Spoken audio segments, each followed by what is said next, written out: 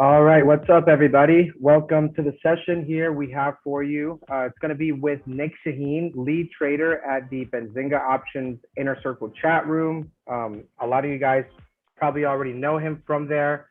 And pretty much we're going to be going over a couple topics out here.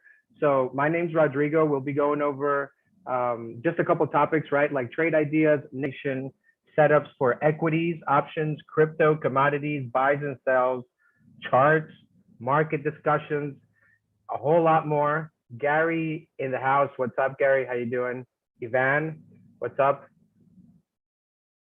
James, all right. So we're about to start here in a little bit, folks. I'm not sure if you guys can hear me too well, but yeah, those are a couple things we'll be going over here. And in the chat, let me know when you guys are ready to start. When you guys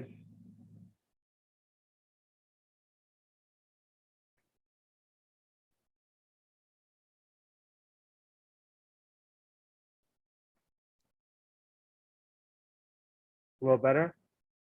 Yep. Okay. So Hassan's ready. Steven's ready. Azra's ready. Cesar is ready. All right. Everybody seems to be ready here, I think. So by the way, folks, make sure to stick around at the end because we will have a Q&A and a real-time view of the live Inner Circle chat room with Nic Chahine, where he's trading Monday to Friday, 9 to 5 p.m. with all you guys. A lot of married trade in the house. So let's go ahead, guys, and get this thing going. Let's go.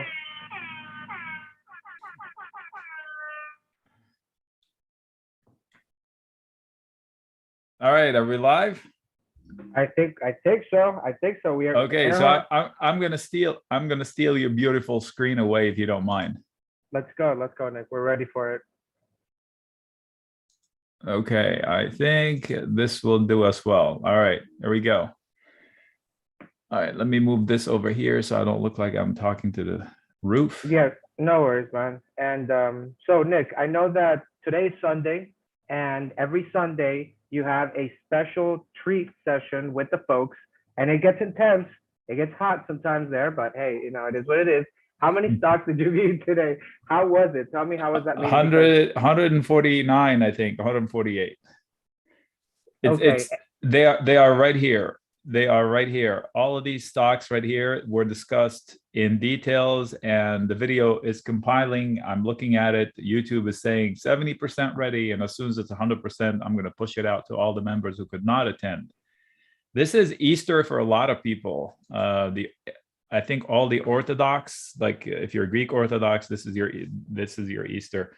So a lot of people couldn't make it, and so they will be able to review this video at their leisure all week, and I give them a list to go along with that. So let's say somebody that wants hard copy, there's a list that goes along with that.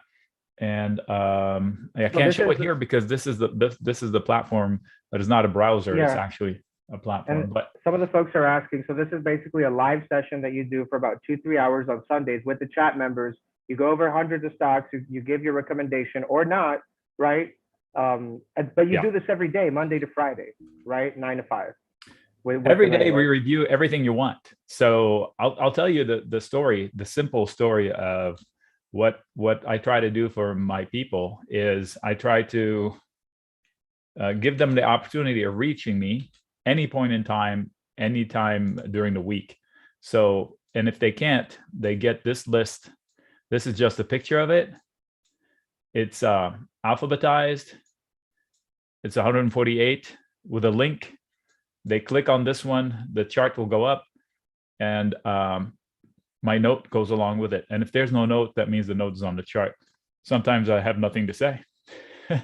Right. No, and the thing is, so I know a couple of people that trade that are in the chat room, and they have, for example, a full-time job. So they'll just pop in on Sundays. They'll send you the watch list of stocks, and they don't have to be there day to day. So you have people that are active when you're scalping, and then you have the trades that are a little bit more 2, 3, 4 months out for people that maybe run a couple companies or have a busy job, that sort of stuff, right? Well, 10 minutes ago, somebody in the chat room just asked me, hey, I'm ready to go back to a full-time employment. So he's been with us, but he knows that his time is going to be reduced, the free time. So he said, which trades should I concentrate on? I said, basically, everything you see come into your that gets posted with a full video, like a 15-minute video. Usually it's a trade designed for 3 weeks, 2 to 5 weeks.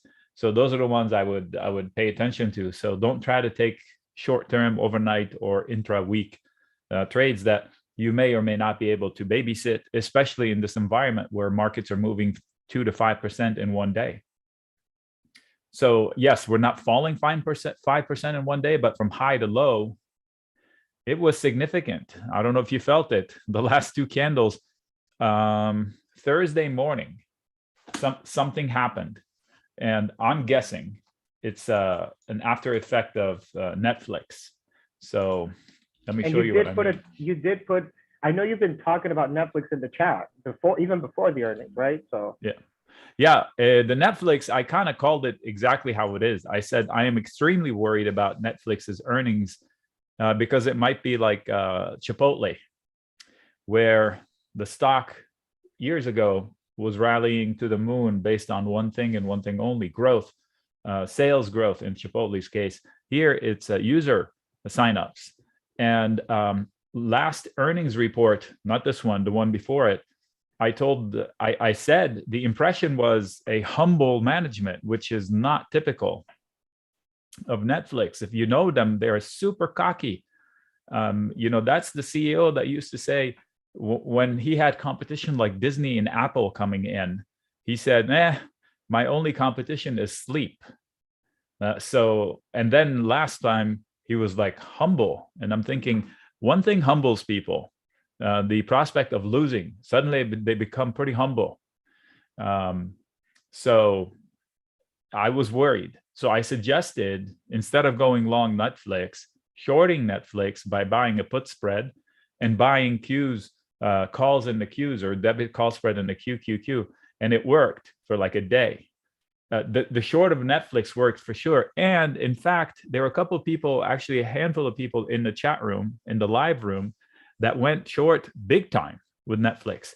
They bought $290 puts. So if you know anything about options, those paid, I don't know, 3,500%, maybe more. I mean, the amount of profits from that trade were huge.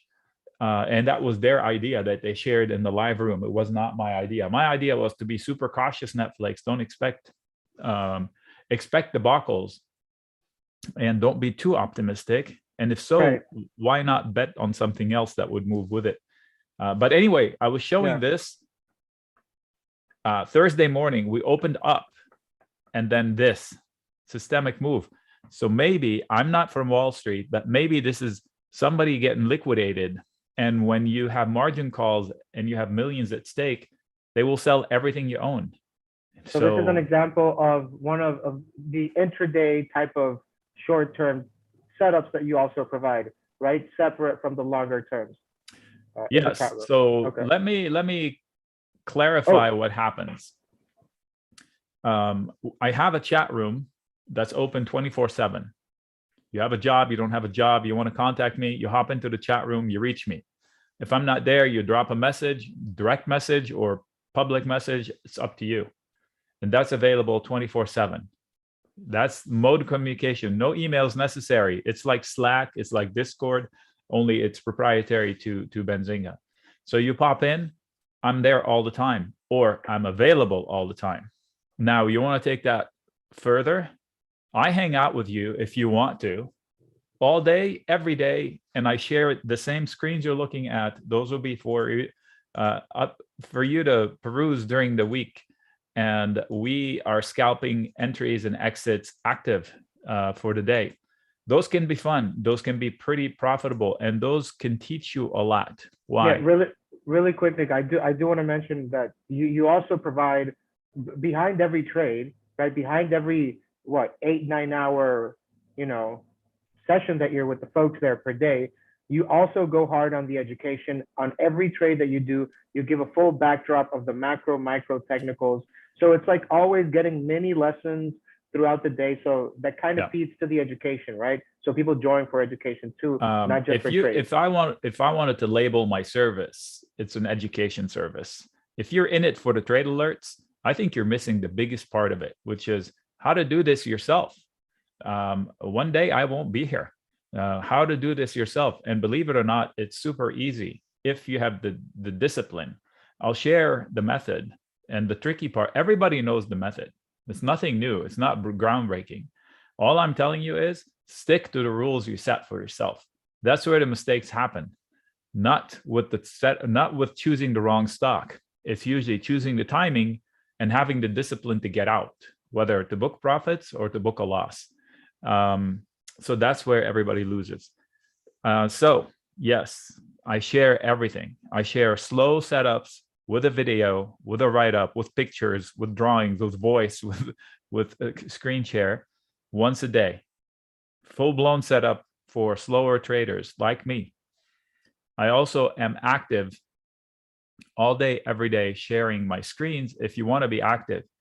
And during those sessions, I have 250 to 275 people all day, every day. If it was crap, they wouldn't be there. I promise you, the stuff we learn in there, the amount of knowledge I drop, and it's simple and it's repetitive. Before you know it, you'll be able to do it without me. You won't leave because the camaraderie, you're looking out for me, I'm looking out for you, Ryan's looking out for us, Linda's looking out for this. Everybody has a specialty in the room. We have all styles, all levels, all different kind of technicals. We have Katya, who is, I forgot what she does. Technical aspect that she focuses on is the pitchfork. And so she's specializing in that. Other people are watching things from Tradietics, and I'm trying to put everything together. So we've nailed the short-term action almost perfectly, almost every day. We've identified big hits throughout the day, many times a week, consistent. They're not one-offs. They look like one-offs. They're not. Even on Friday, I saw something coming. It played out almost to 70% of the ultimate, and then it fizzled the last minute. So if somebody was active, they had the opportunity to short and go long intraday. Yeah, and really quick, guys. So what you're seeing here in the screen, these are some educational videos, evergreen material that Nic made just for the chat room members, exclusively for the chat room members. This is, what is a call, what is a put, a spread, when to book profits, how to book profits, what all the different types of trades are, what the best one is. And this is only the beginning. There's a lot more material that is being created right now. So what this is, that list of videos, it's a place, like if somebody starts, he goes, I'm new, what do I do? I say, go start there and come up with your questions. Those videos are supposed to give you an idea, but open up a whole bunch of questions. So if you're really watching them, you should come to me and say, okay, I watched them. Here are my questions. I'm unclear on this. I'm unclear on that. I get this, but I don't get that. Can you give me an example of this? Can you give me an example of that? So here's the thing. If you're new, you jump in, you watch all these videos, and then you watch the videos I share every day. Every video I share, I promise you, will touch on these points in those standalone videos. So like, for example, if I'm catching, I shared something about Adobe on Friday or Thursday, can't remember, Friday. I said, there's no need to do anything. If I'm long Adobe, this is not to add. This is just for somebody that wants to catch a falling knife, a quality falling knife with kid gloves and leave room for error. I preface the fundamentals. I preface the risks from the macro. And the biggest risk right now is the Fed, not because they're raising rates, because of their attitude. They should be in jail. And I give all these caveats. And I say, if I'm not long enough stocks like this is something I can do with finite amount of risk and room for error. So even if Adobe falls more, I can still be okay with the trade like this. So, and I share it in principle. I share the setup is statistically viable to the tune of 85% theoretical odds of success.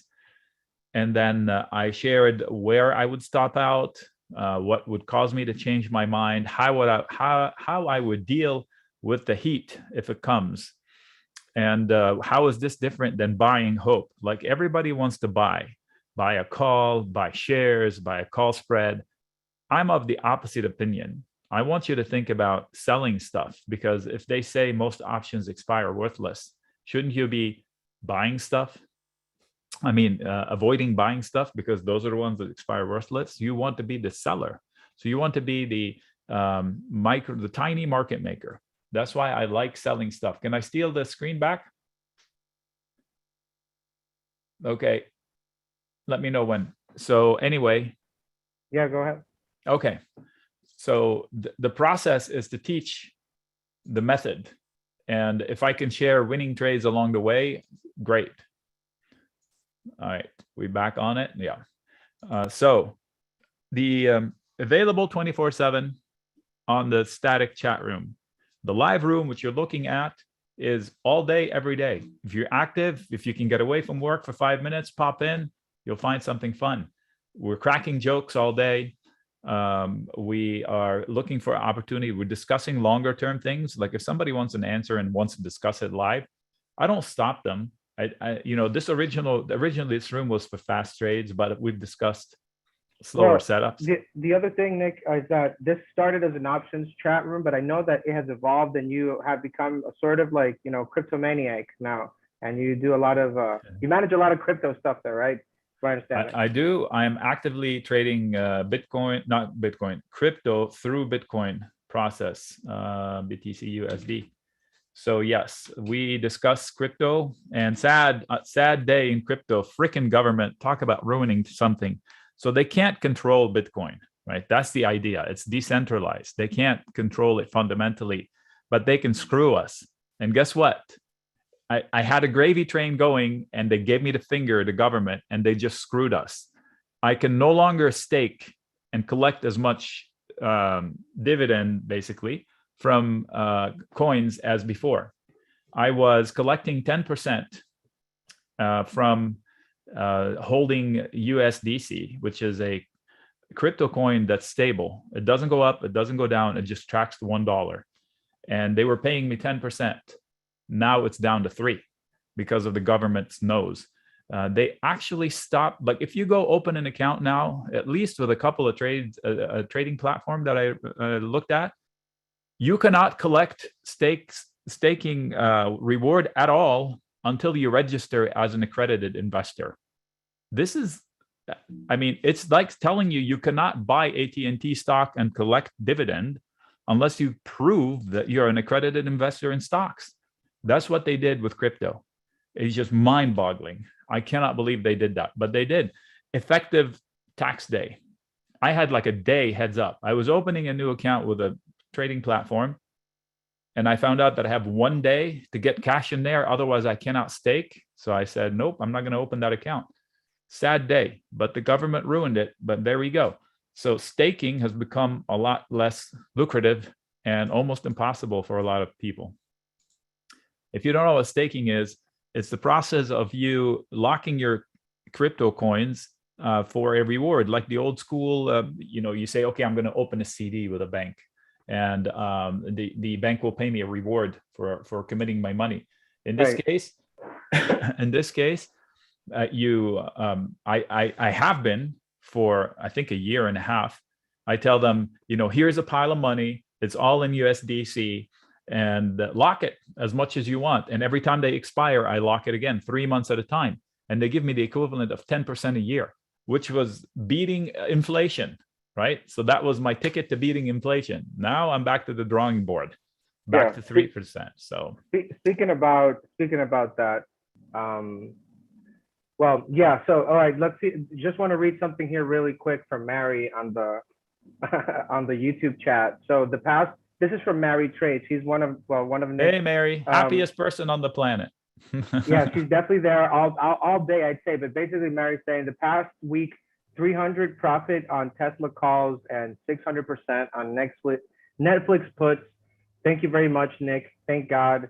Ever since I've been in y'all can go to the YouTube chat and see this. Like Mary Trade is in the chat room.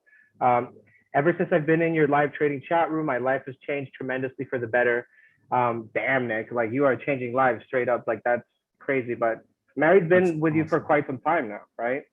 Yeah, she's very active, and she's active intraday and I believe swing trading as well. So what she does is what most active traders in there do. I'm commenting all day.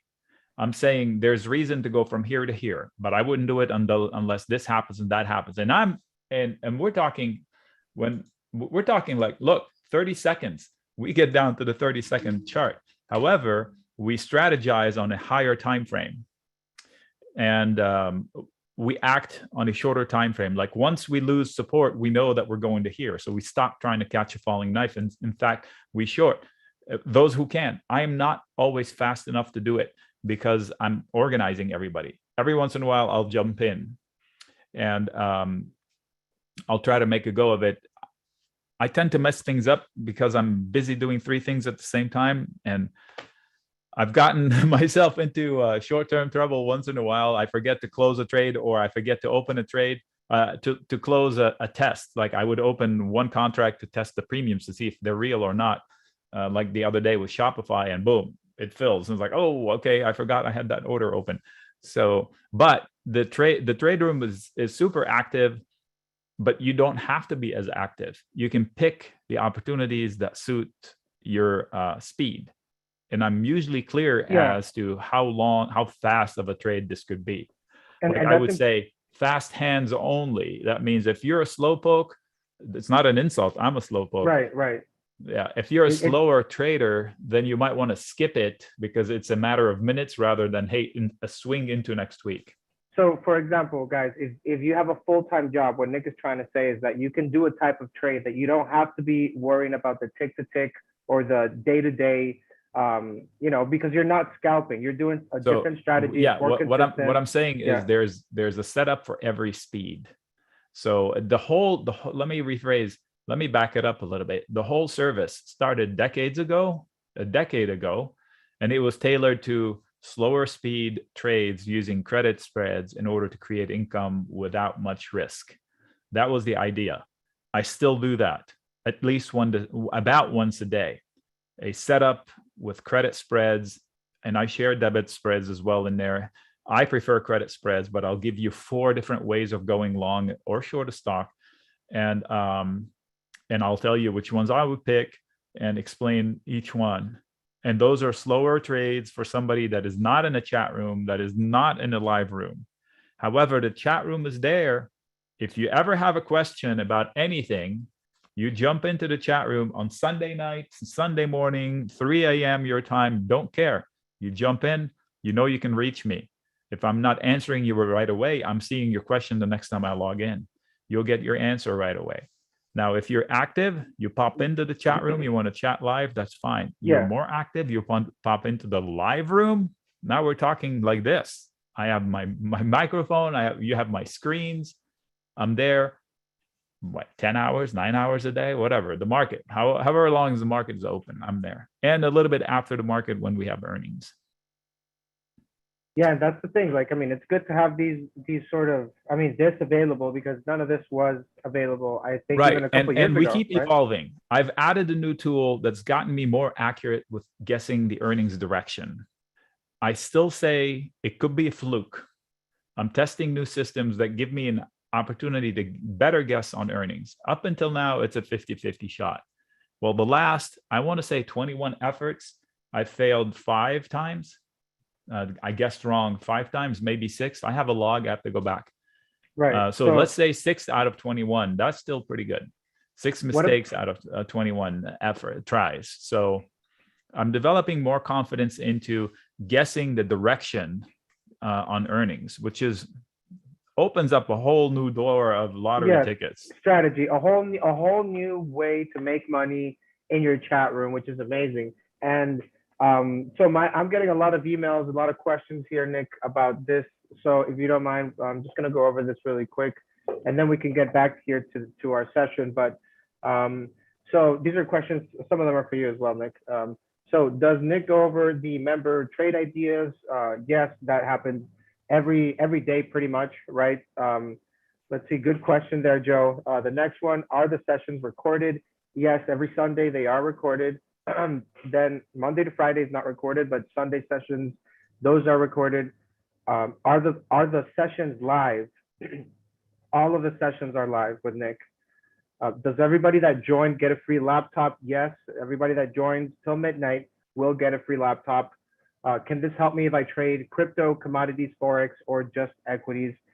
Yes, I think Nic will go over a couple of examples of that later. Actually, let's see. Is this for new traders or for advanced traders? Nic, what do you say to that one there?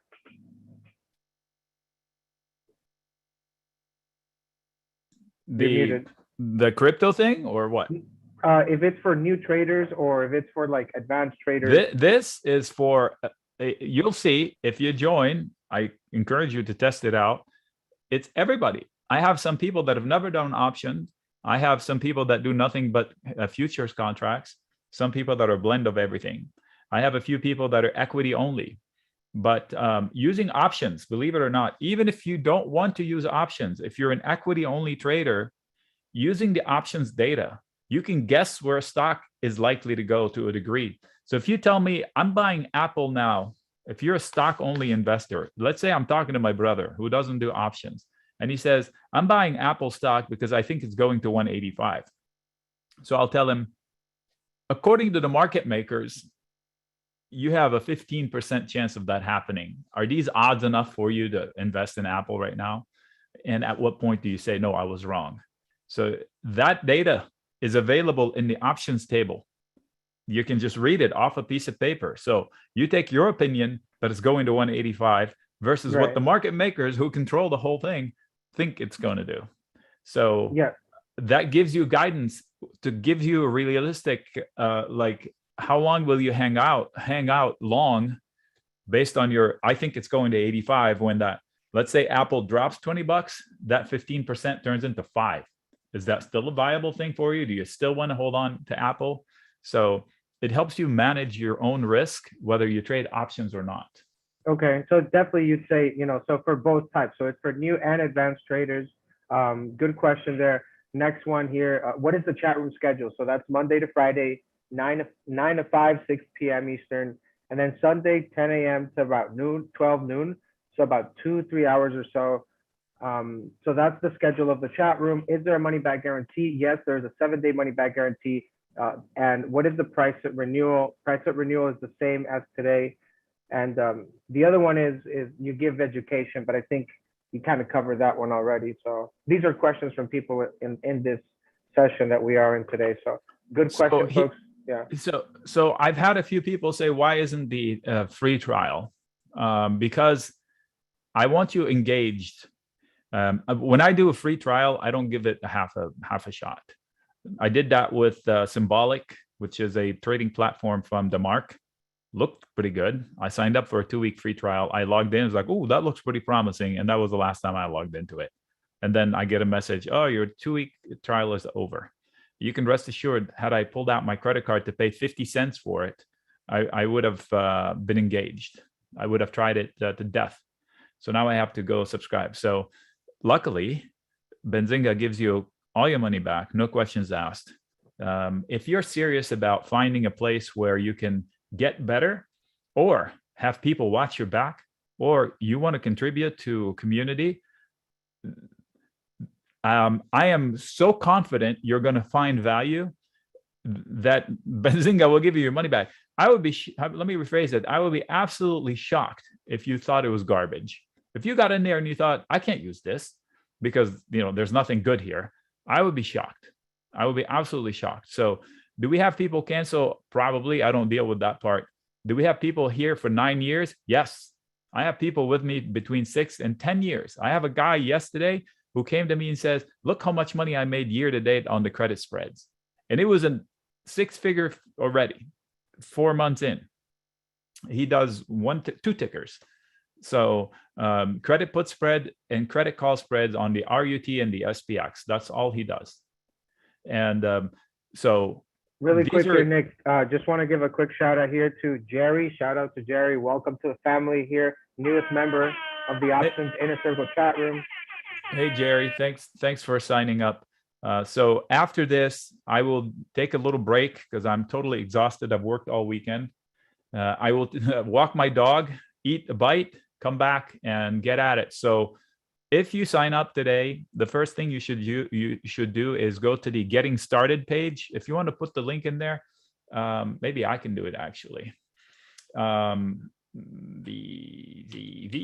Yes, look at that. I have a shortcut for it. So anyway, Gary, so go there. That's the getting started page. That's where the videos all live.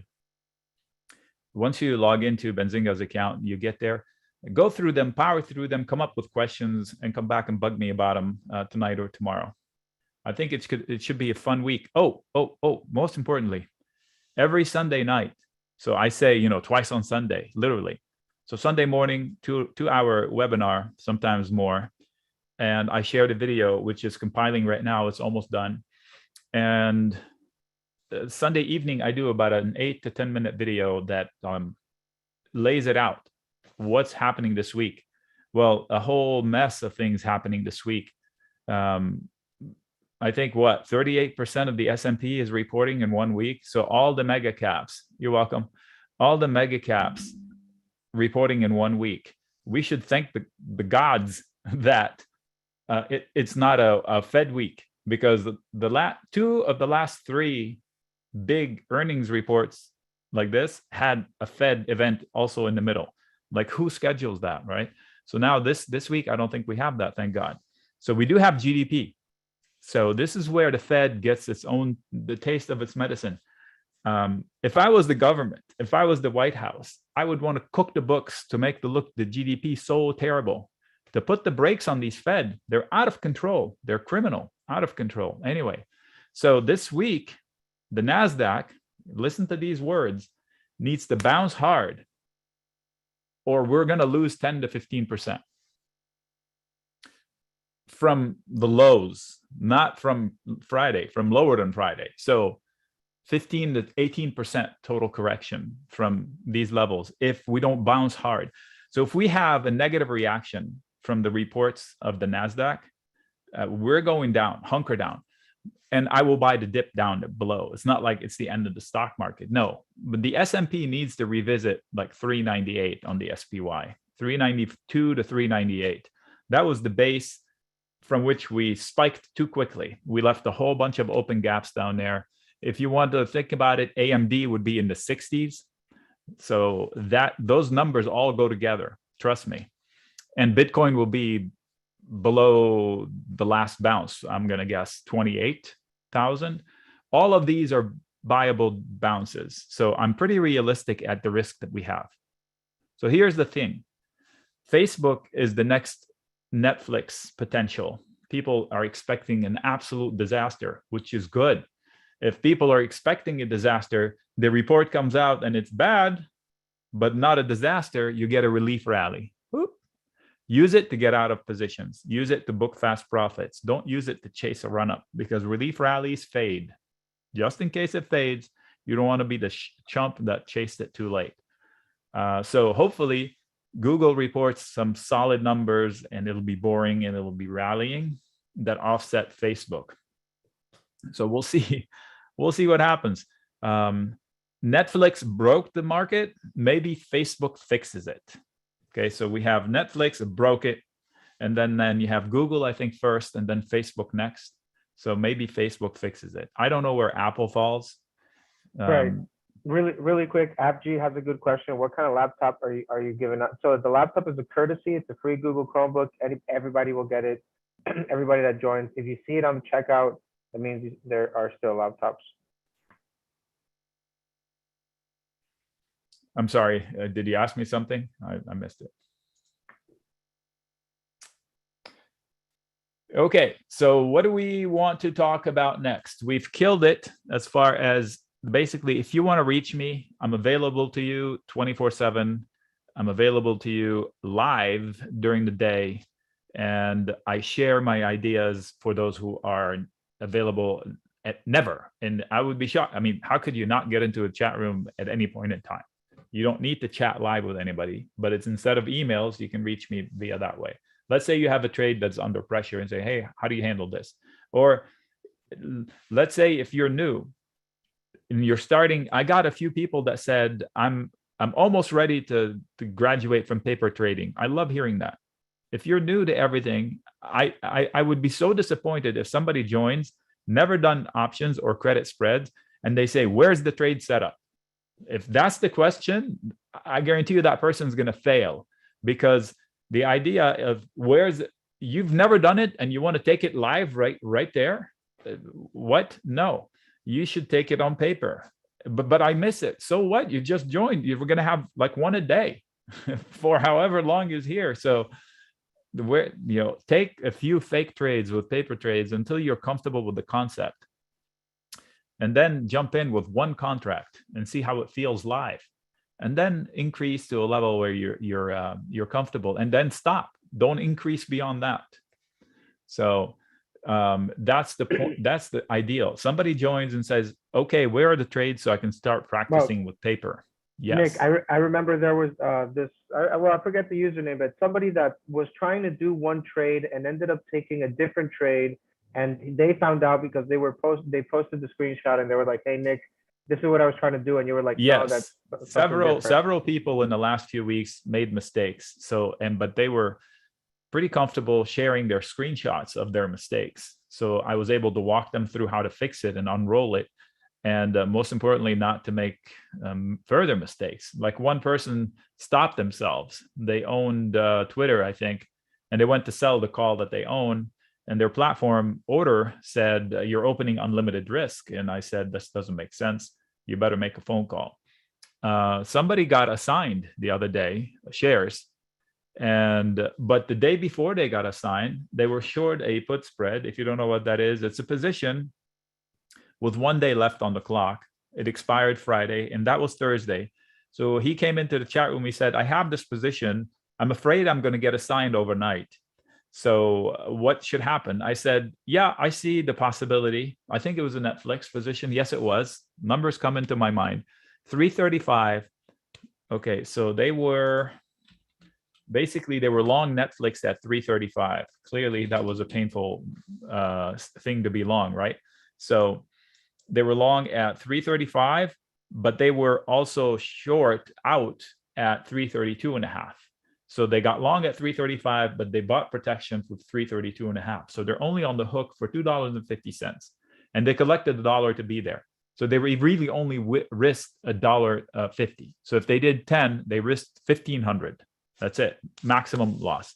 So he came to me and said, what happens? I said, well, let me describe how things happen. If nothing happens tomorrow, you close the whole trade tomorrow, no harm done. If you get assigned overnight, you will wake up owning shares of Netflix, and you're going to have a hot flash. You'll change your underwear, and then you come back to realize, like, wait, I have protection.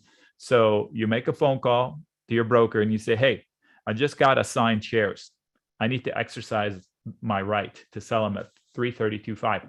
Even though Netflix was in the 200, he owned the right to sell them at 332.5.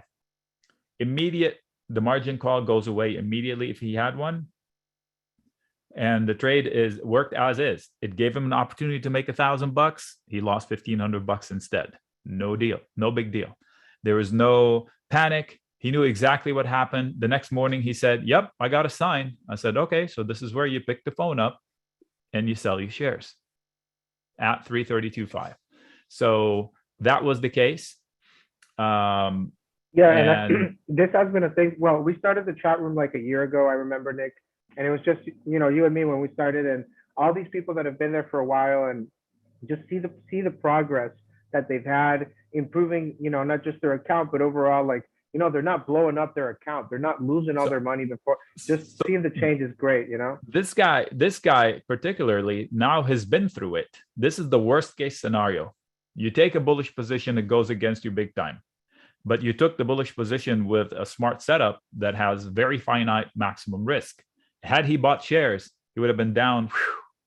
But because he risked a finite amount of money, gave himself some room, give himself protection, and now he knows the worst case scenario with this style of trading is finite, and he can live with it. And he's seen the worst case scenario of the worst case scenario. So next time he does the trade, he's realistic. He knows what to do. You can apply it.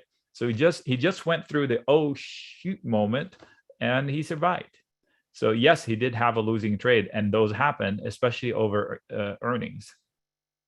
Are most options trades selling puts? If I had the choice, John, that would be the only thing I would do. I would rarely buy stuff personally because I don't want to worry about whether I'm going to rally. Sometimes I'm chasing a particular breakout, like a harmonic trade or something. Yes, I do buy calls, but most often I finance them by selling puts or put spreads in companies I like. But if given the chance, so let me tell you why. I cannot tell you with confidence that Netflix is going to go back to 360, but I can tell you with relative confidence that it shouldn't be 90, right? So if I can say that, I would sell risk down here and just let time do the work versus buy calls and hope for the best. And if nothing happens, I lose. Here, if the worst case scenario happens, the only way I could lose is another crash from where it already crashed. And okay, Netflix's story is now dinged, but it's not $80 worth of stock. I mean, they're still a behemoth. So that's Right. the point. That it's easier to guess where stock is not going, all the places where it's not going, and picking one and selling risk there, than to try to pinpoint, okay, it's going there by that time. I think the best part of this, Nick, is that you're doing this live Monday to Friday with everybody, so they can pop in at any point and just talk stocks with you, and just break it down, and not just stocks, right? But crypto, commodities, and things that are happening, like trends that are happening in the markets, levels, things like that. So it's always good to see that you can talk about. And man, that chart looks so ugly, man. It's that's pretty crazy that Netflix is down there. Yeah. Yeah. So this is 2017 breakout. All right. So technically, when you lose this one, you have downside, but they didn't even slow down. Whoops, my computer just locked up. I'm dead in the water. If you can hear me, this is a brand new. Yeah, you're good. Yeah, but I can't move anything. My screen is going to go black on you. Give it 10 seconds. Okay. This is my last AMD machine, by the way. These are ghost problems I did not have with Intel. I'm still locked up. You want me to take the screen? Sure. Yeah, I guess, and you can figure that thing out. Go ahead. All right, 1 second. And all right, so I'm showing them the chat room just so they know. Anyway, yeah. So jumping in to catch the falling knife in Netflix, you really need kid gloves. So you need to leave room for error, plenty of room for error. So weird. So now I'm dead in the water. I mean, I have Netflix pulled up, but yeah. Right. So maybe, okay, back. It's back from the dead, folks. Okay. I can take it back. Yeah. All right.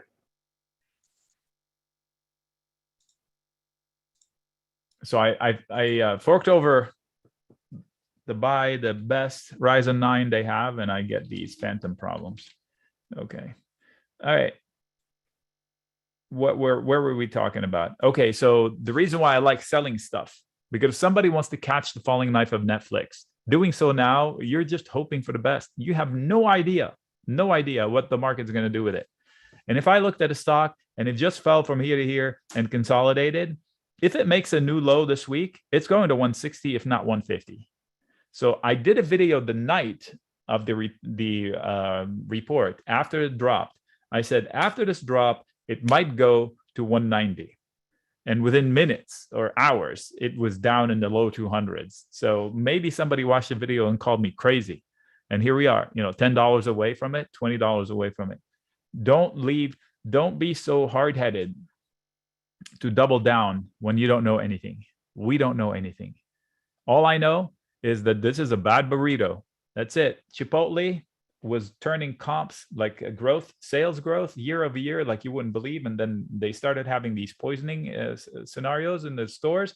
Suddenly, their comps are not growing. So the stock lost the only sale it had. So this is Netflix's sale, the bad burrito. Netflix, if they're not growing user memberships, especially overseas, that's the only thing that people were buying the stock for, because it's not cheap. But they said they'll give it a pass. Yeah, we'll overpay because it's growing. And now they say it shrunk and they're going to shrink millions more, regardless of the reason, Russia, whatever, it doesn't matter. If that's the bottom line message, it's a no touch. You just trade it. You don't invest in it, or you invest in it for the super long term. But I think it's too early. Yeah, and now, right now, what are your thoughts? I know that a lot has happened during the weekend, but where are you right now with because everybody kind of feels the same way about tech. So where are you with the energy sector right now, Nick? Hey, thanks for the note there, Kelly. If you ask me, I would short energy. I don't buy into the hype. So I have shorted energy stocks sporadically, successfully. So I'm not interested in fighting with these people.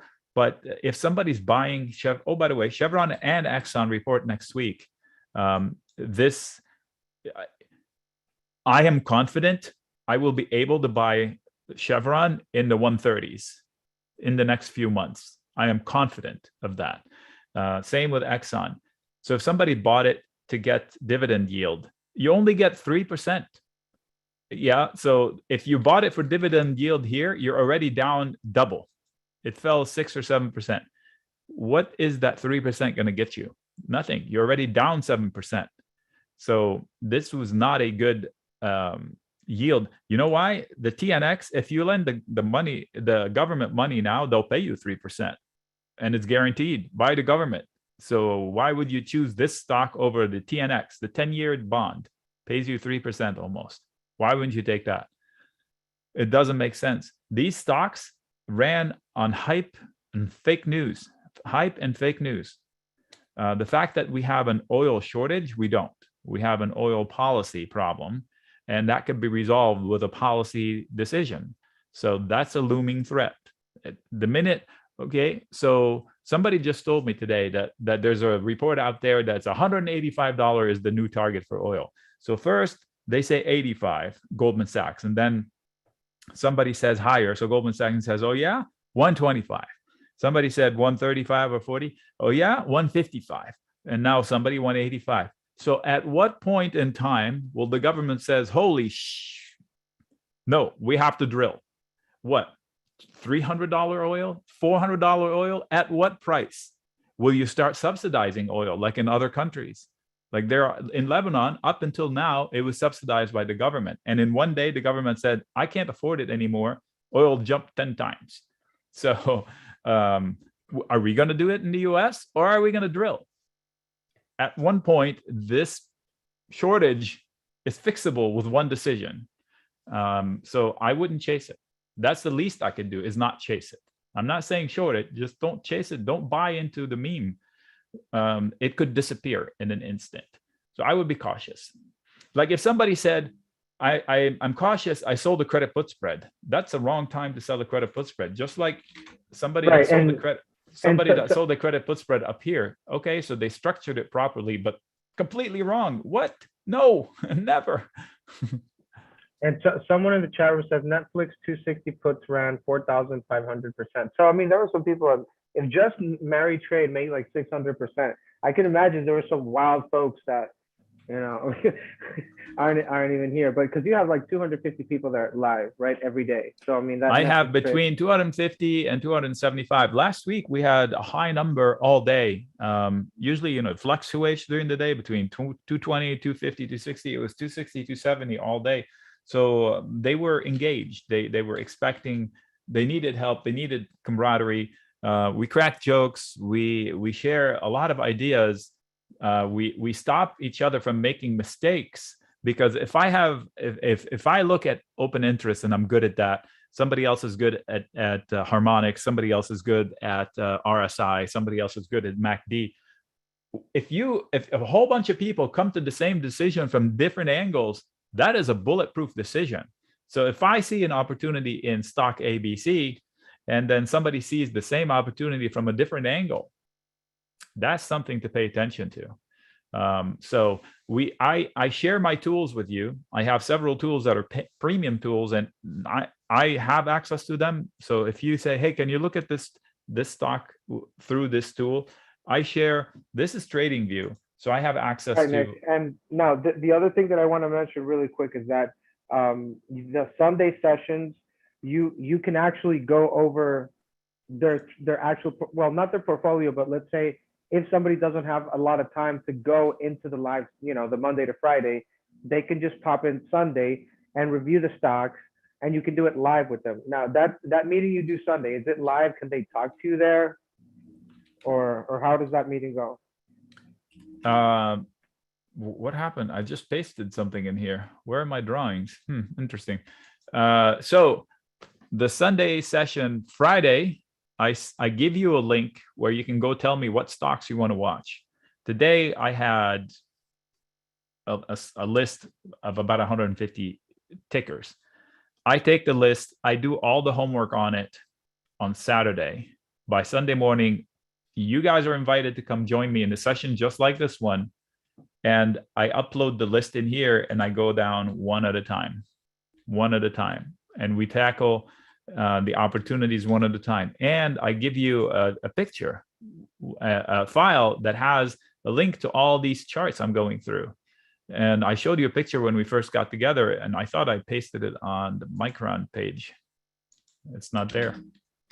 And anyway, so it is live. You get to see my perspective on the stocks, and you get to see any ideas I might have about it, any warnings. There are a couple of warnings there of things that are teetering that need a bounce. A couple of warnings about, say, AMD, for example. Like, yeah, good entry there. So, like, what are your thoughts there on the whole semiconductor spot? Yeah. So 2 weeks ago, I said I would avoid the semiconductor sector, like the XLK, SMH, because of AMD. AMD, look at this giant head and shoulders. Where my finger, 99.6. Look at it. The target of that is like in the 50s. It's as big as this. Why? Because we rallied incessantly and illogically. The rally was idiotic. It was Reddit-like. Suddenly we trade like morons, the proverbial we. Nobody wants to do anything within reason. Everybody is all in all the time, either all in or all out. Nothing is based on, it's all fueled by headlines and machines reacting to millisecond headlines. That's how the world is.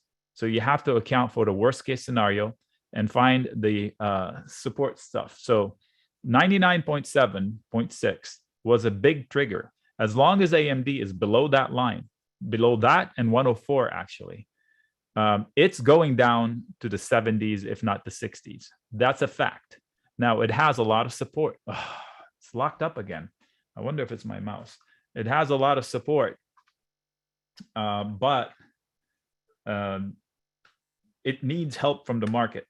So my risk with AMD is that it may end up going much lower to fill the technical thing. So, okay, we're dead here. That's a bummer.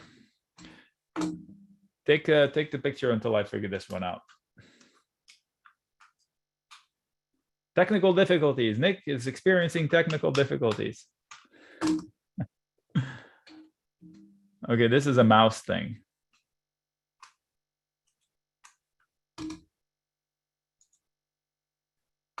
There, it's back. That's weird. All right. So AMD is in danger, and it's taking everybody with it. NVIDIA is in the same boat. NVIDIA in the same boat. Big head and shoulders, 140 to 120 target, a lot of support in between. They could avert it, but they need a bounce to recover the neckline convincingly. But they need to meander lower in order, because they're leaving holes.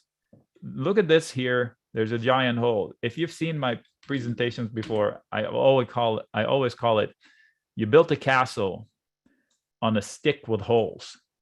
So this is a huge head and shoulder castle that they avoided triggering.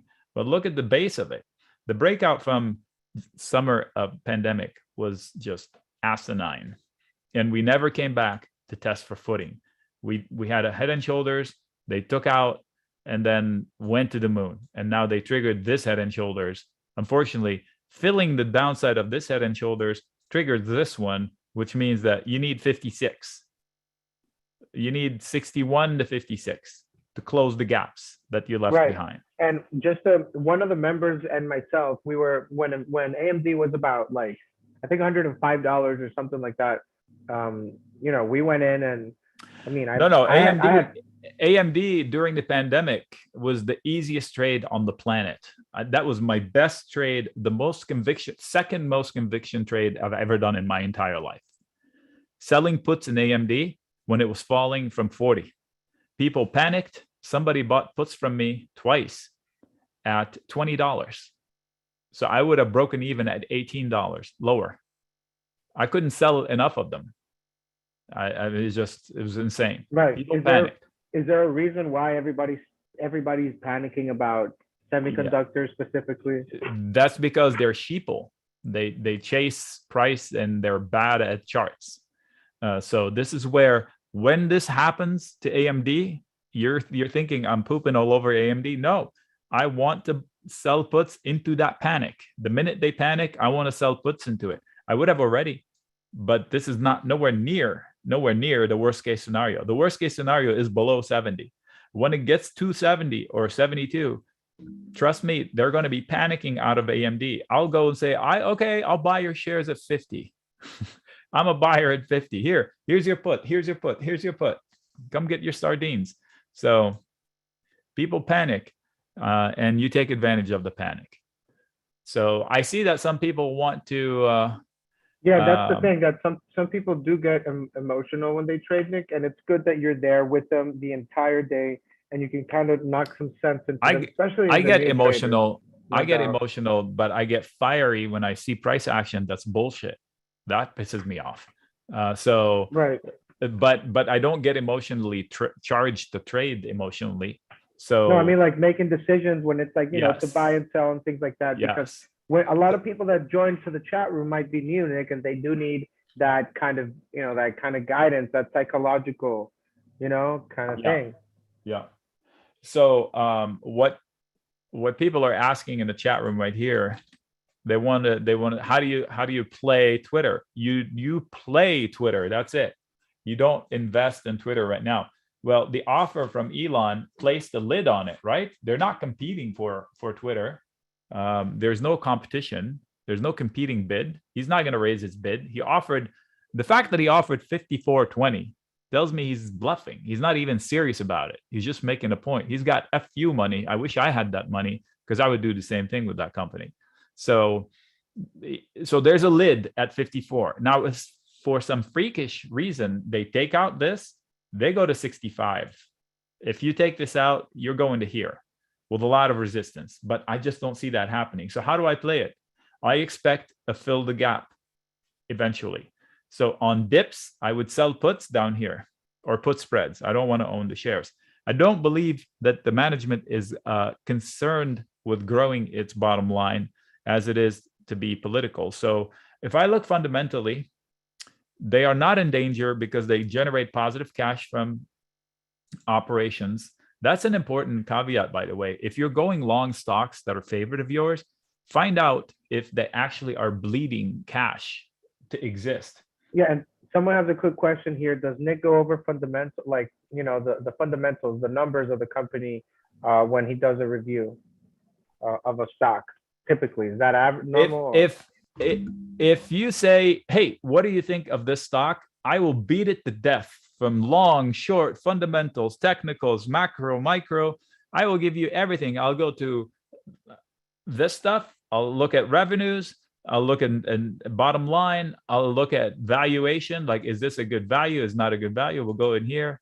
It's 8 times sales. So that's as same price as Apple, and it loses money. So why would I want to own it and not Apple? So that kind of logic. And then I tell you how I would trade it. And then you tell me how you cannot trade it. And then I'll tell you, okay, given your circumstances, that's what I would do. So if you have so that's what Sunday is all about. And then all week, if you want to chat. Sunday, I do homework for hours. I don't need to. None of this was offered to begin with. This is just stuff that I saw the need for, and it's so time consuming, but it's so rewarding because I see it working. So if you don't know how to do technical analysis, you just have an idea. You come to me and say, hey, Twitter, I'm looking to get long. What do you think the charts say? I'll go into options. I'll tell you what the options say. We'll go into trading ticks and I'll tell you what the dark pools are saying. And even though that's not my expertise, there's a tool out there. I have access to it. You don't want to pay for it. That's fine. We'll go dig through it and find out what the dark pools are saying, what the algos are doing, intraday or longer term. So right. So this is a mix of education, trading, getting your hands in there in the trenches, and also analytical, right? Chart, technicals, market discussion. You talk about the Fed a lot. I don't know what would you. It seems like you and the Fed, you have a love hate relationship. No, there's no love at or, all. There's nothing but no hate love, with the Fed. just No, hate. absolutely no. They are criminal. They should be in jail. So here's the Fed. I'm sick. I went to the hospital. I said, doctor, help me out. I'm sick. Okay, this is your medicine. I know exactly how much I'm going to give you. Psst. And suddenly I walk out of the hospital all healthy. So the Fed knew it needed to fix the environment, right? After the pandemic, they were handed the problem. They shut down the world. They killed businesses everywhere. So now they have to reinflate it. So they told the Fed, you have two jobs, create jobs and don't create inflation. So they spent 2 years creating jobs at the cost of inflation and telling us that it's okay. So the doctor is telling me, I'm going to overdose you, but that's okay for now. And suddenly when I'm super healthy, I'm walking out of the hospital, they said, okay, I gave you too much. Here's some poison. Let's put some poison in you now. What? Leave me. Let me live with inflation a little bit. Don't kill the economy you just boosted. They're going to get a shock. And here, I'm going to give you something that nobody's saying out there. I bet you they have to cut rates by December because they're going to raise so much. GDP is going to come out negative 2 times in a row. Oh my God, we created recession. They're going to say, whoops, guess when that happened? Anybody? Guesses? When that happened last? When the Fed was tightening and then they said, whoops, I guess we're going to go back to loose monetary conditions.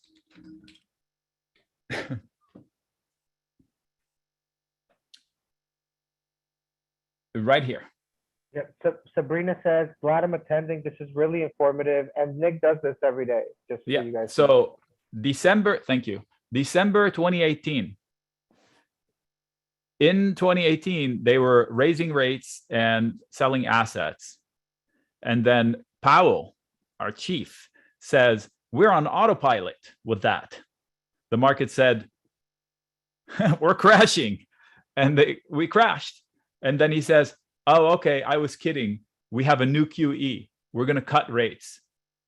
And that's the QE they're trying to unwind now. He didn't learn his lesson back then. Wall Street would teach him a lesson again. Because if Wall Street is falling, there's no wealth feeling in the world, in the US, and consumer spending is 2/3 of the economy.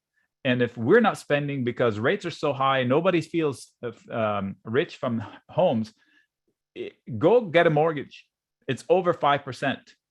So if somebody wants to upgrade homes or wants to refinance to get cash out, it's no longer a bargain. So they're not going to get 100,000 to build a pool. It's a chain of events. Suddenly, Home Depot suffers, Costco suffers, and the materials so expensive are canceling. Talk to a construction person. A lot of quotes that were done a year ago are now double. So the person says, I can't afford to do this project. Let's put it on hold. So the material, somebody mentioned aluminum, wood, aluminum. Now maybe it's coming back down, but copper, everything is super expensive. So whatever they quoted a year ago is now useless. Those quotes are dead. Therefore, the job might be dead. So the Fed panicked on the way up, and now they're panicking on the way down. That's why they're criminal. They need to put an economist as a head of the Fed, not a Wall Street lawyer. Right. And I am for I'm a money guy. I want aggressive people, but not when you're playing around with the world financial status. It's just crazy what they're doing. Absolutely crazy. The good thing, Nick, is that a lot of people actually look to you for trading guidance and all that stuff. I lost you there. So, can you hear me? yeah, I can hear you now. All I right. lost you a little bit, but I think you're saying, interesting. Check this There was out. here's what I wanted to say, that it's good that you actually help traders digest this information instead of them just trying to listen to the news. Or because I remember this one person who told me, hey, I went all in on calls because I heard on CNBC that they were talking about a guaranteed Christmas rally. And this person, was really expecting that rally and never commented. She was like, hey, what happened? She thought it was a guaranteed thing. So that's why, as a new trader, you want to make sure that you're in a community of traders that actually do trade this stuff, right, Nick? Absolutely. You want realistic. I'm doing homework as we speak. You want realistic outcomes. So I'm pretty agnostic. I mean, I want the markets to go higher because 99% of people I talk to are long something. So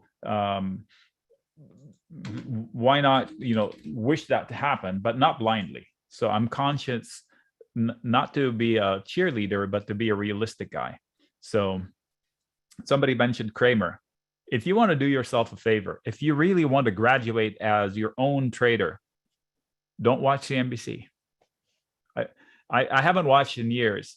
And in fact, the last time I watched was I got into a spat with their chief, the judge, Wapner, or whatever. So, by the way, this is me on Twitter. So I complained. I made a comment that was derogatory to him, to his attitude. And he kind of said, well, don't watch, after going back and forth. I was like, okay. And I haven't watched since. That was the last day. Happiest moment of my life. I am so much happier. I don't listen to news. I don't listen to stock opinions from people. I do read the headlines on Twitter that come through to my phone like once a day, just to know what the talking points are. But I never click to get somebody's opinion. Like what ABC analyst thinks of Twitter, I don't give two craps about it. All I want to know is in the financials of Twitter, in my logic, and in the charts, and in the macroeconomic conditions. That's all I need. Somebody's opinion is immaterial. Was it? Buffett says that. He says the estimates tell you a lot about the person who wrote them and nothing about the company's prospects. Basically, I'm paraphrasing.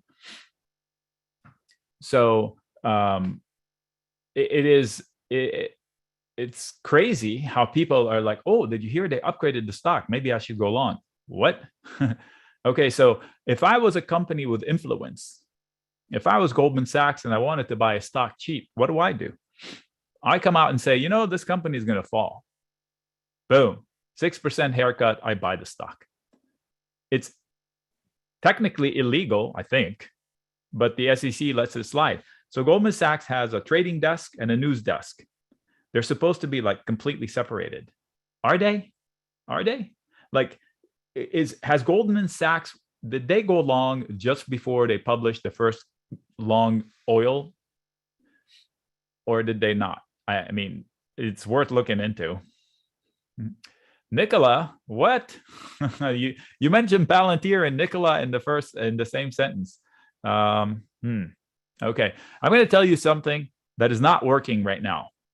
Stocks that have high growth and high spend, Wall Street hates it. So stop trying to catch falling knives of stocks that are high growth or high spend. Now, Nicola has no growth because it sells nothing right now.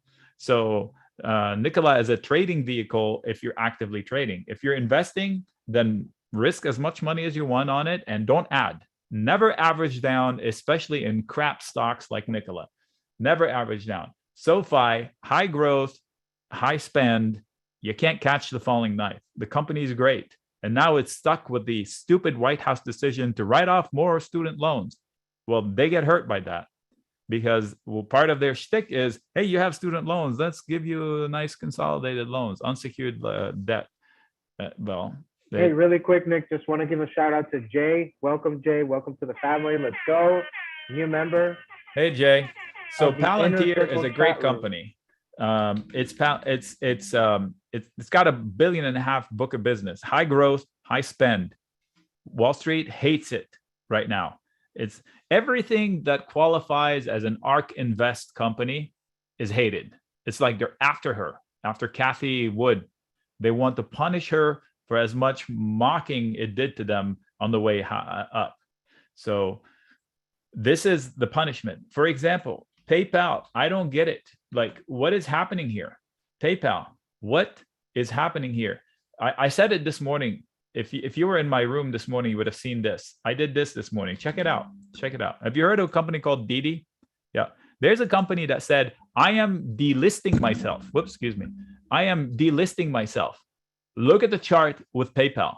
PayPal makes $4.5 billion a year in net profits. It generates $6.4 billion in cash from operations. And the stock is falling as fast as a company that said, I don't want to be listed here anymore. What is going on? What is happening behind the scene? What do they know that we don't? Or is it that easy? I mean, is it that big of a bargain? It's weird. Something is going on above our pay grade. Respect it. Look at this. High growth, no high spend. Income, net income. Yet zero, going to zero. Square, no. Found support a little bit. So you have to be cautious of this. I'm confident that PayPal is a bargain here, but now I am confident I am maybe missing a piece of the puzzle that will come out later. Maybe there's a headline that's to come that's like, wow, what? So we don't know. We don't know. All I know is I know I'm buying a bargain. Like PayPal is literally cheaper than Apple right now. It has a lower PE, just a hair, and half as much as a price to sales, which means that the buyer of PayPal stock right now are realistic. And quick question there, RJ from the YouTube chat, RJ Thermo, that means that I can join even if I'm from the Philippines. Yes, RJ, we have a lot of members from all over the world, from Nigeria, South Korea, Europe, we have an international community. We have French people, we have Germans, we have Australians in Germany and Australians in Australia, Germans in Australia. We have people in Kuala Lumpur. We have people in Lebanon. We have people in Dubai and Qatar. Canadians also. Right? We have, I'm pretty sure we have India and Pakistan. Definitely. Somebody the other day it was speaking Arabic. I guess Jordan, but it was a different country. I forgot what country they're in. But anyway, so yes, we are international. Some of the time differences make it tough for you to be, but I get up at 4 because of the time difference. I live on the West Coast and I deal with the East Coast hours. So like today, I was at my computer at 4:30 in the morning because I had a meeting at 7 my time and I needed to be ready for it. So. Yeah, and also somebody's asking if you discuss leaps, right? You also discuss leaps for those that ask for it. All sorts of strategies, right? All options, we kill them. We discuss it inside and out. Leaps, calendars, diagonals, butterflies, whatever. What do they call it? Elephant? No, all kinds of funny names. But they're all logic, just pure logic. I go over options in plain simple English. Plain simple English. I'll give you an idea. Let's do one. Give me a stock you're afraid of. Wait. Hold up. We have to talk about the stock, the CTRM. So like, do your whole thing with CTRM. CTRM. Yeah, that's like the dry bulk shipping company, oil tanker company that's kind of ripping. Avoid. If you're investing in a stock that looks like this, I mean, why? What is this? Right? So clearly there's something going on with the headlines. So it used to be it was a meme stock, right? So it was a meme stock, it went down, and well, now you see everything that's happening in Russia. So I'll make it simple. I will never write up an investment story on this stock. If you want to trade it, we can trade the hell out of it. I'll give you levels to trade, but as far as me doing a full-blown video write-up as an investment, no way on the planet would I ever put somebody in the way of that stock. However, short-term tradable, yes, but not with options. I mean, it's $1 stock, $2. Why want to bother with options? But anyway, yeah, technically, until you get those out of the way, those are failing zones. So first trigger is 2.4, 2.45. And then you immediately hit 4 failures. You clear that one, it looks like. Yeah, you clear that one, you can really take off short term. But this is penny stocks. I don't do penny stocks personally, but I help with the charts. So this, where do you see this go? Assuming everything go, what would have to happen for this to pretty much rip higher? What kind of sequence of events? I just told you, one level into another. What do you mean? Like into the $8, so $4 or $3? Well, one step at a time. Your first failure is the, there we go. I think it's the battery. So, okay. The first hurdle. So when a stock is inside a tight range, you either buy the dip to swing it back up, or you chase the rip. I call them BDBRs. I actually have an acronym for it. So because it happens often, and I have a shortcut for it. Check it out. BDBR. Buy the dip if it happens, or chase the rip if it happens. So whichever comes first. So you either buy the dip into where you have support at $2 through 170. You choose where you're comfortable buying this dip to swing it back up, or you wait until you break through this. That is a trigger, but immediate resistance at 2.5, another one at 2.6, and 2 more at 2.8 and 2.87 or 88. So yes, a breakout, but recognize you could have a fake out 4 times. If I go long here, I'm hoping it goes up. So if that's fine, if that's you, I prefer either having support. So I'd have a thesis, I'm buying into support, or I have a trigger, I'm buying a breakout. One of the two are actually actionable. But regardless of what I do when, if I buy calls now or buy shares now, I say, okay, I'm risking $1,000 or whatever that number is for you. If I lose 200, I'm out. Choose the number that's appropriate to your level of risk appetite. That's super important, because this is an active trade. If you don't act like a trader, you're just a chump. Right. So like, for example, if I'm trading this stock, which I am, let's say I would just pop into the chat room and say, hey, Nick, I'm holding here, or like, how would you, just for as an example for people to know, other people that join. If I'm trading this, if they're trading this and I give them this answer that I just give them, they should be setting an alert. I just set an alert, mini breakout. So I don't even have to watch it anymore. I go do something else. Boop, the alert comes out, I go in and buy it. So that will be one way.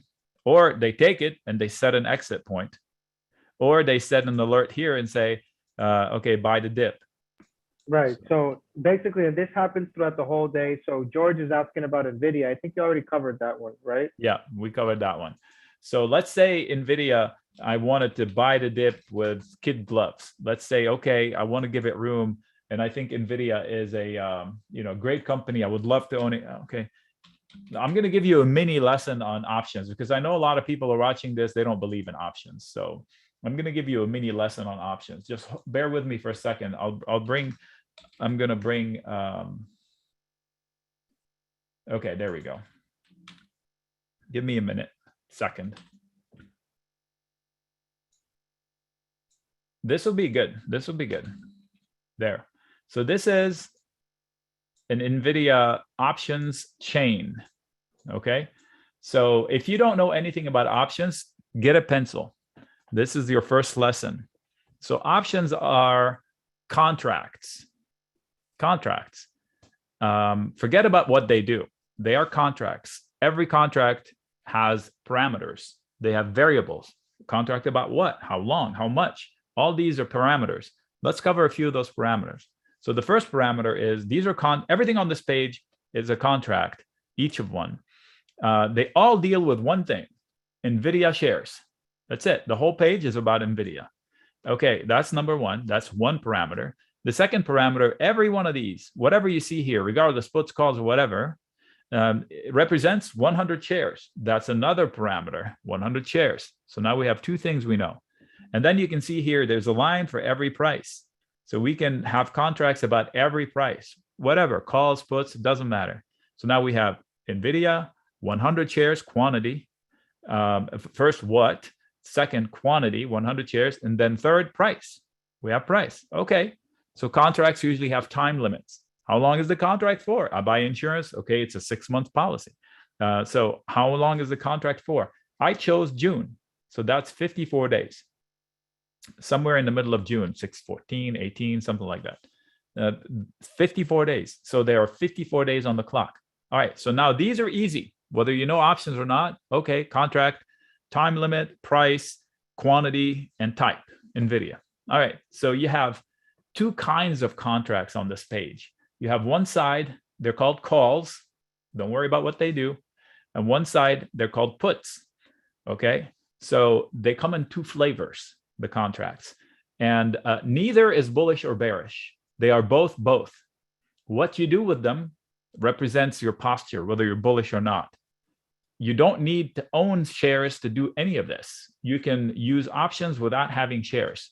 You can buy and sell anything on this page without needing to own shares first. In fact, to own shares, you can use one of these two to own shares potentially, or lock your price in, or you can also use these to buy protection, or buy hope, or short.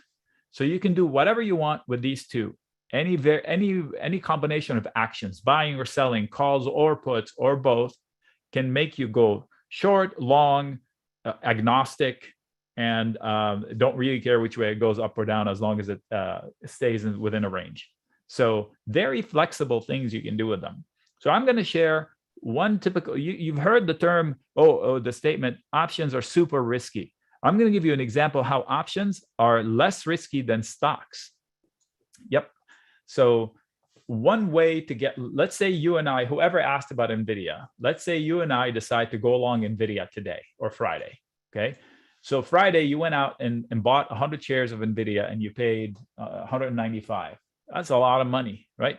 It left your account, thousands. It left your account. So now you're on the hook. The stock starts to fall, you're losing right away. Okay. I, on the other hand, say, you know what? I love it. I love NVIDIA, but I would love it more at 150. Yep. I would love it more at 150.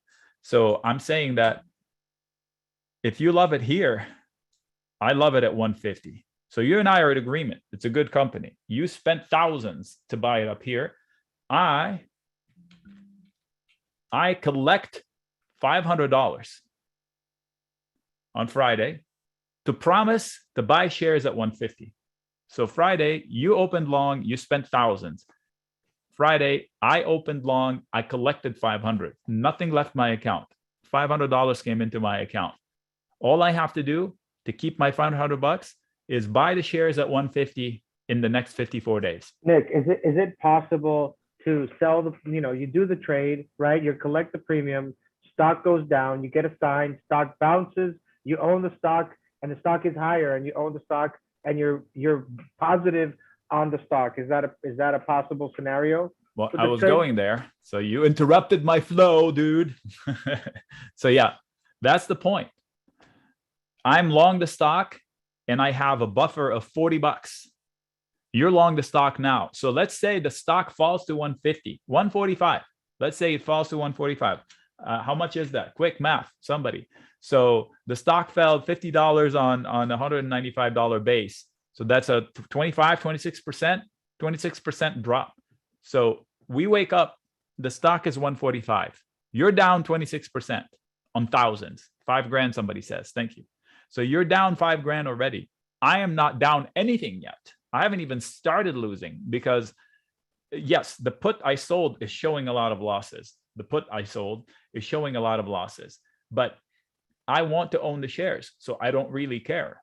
My worst case scenario, my personal worst case scenario, is waking up and somebody assigns me shares. Like I said, I would buy them. I will wake up, they stick me the shares at 150. I collected 5, so my break-even point is 145. So I get assigned, you own the shares, 145, we wake up, you're down 25%. I haven't even started losing. So which one is more conservative? Me getting long with a 25% buffer, or you buying the shares outright? Definitely me getting long with a 25 buffer.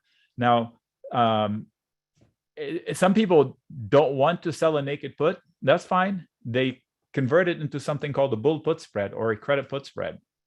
It gives you about 14 to 16% yield on the risk and a very finite risk. An account with $2,000 could put a trade on like this. So there are ways to modify. This is just one example. If I wanted to own shares and I said to myself, I wish I had bought it at 150. Hey, fear no, you can do it in hindsight.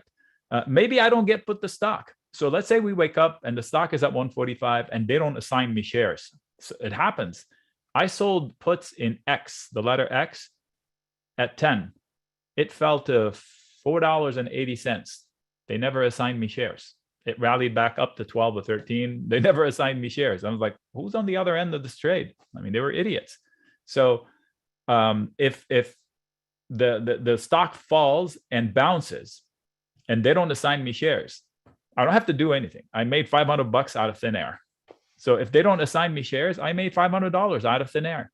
So it's not smart to be selling puts left and right. And this is not, I'm not saying go out and sell a put, especially if you've never done it before.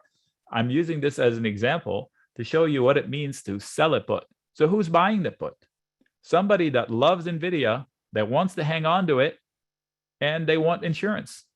So they want to be assured that they can get out at 150. Maybe they entered it at 40.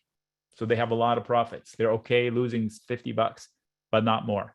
So they buy the put for 54 days. Maybe they're going on vacation. They can't pay attention to their portfolio. Maybe they're sick. They can't pay attention to portfolio.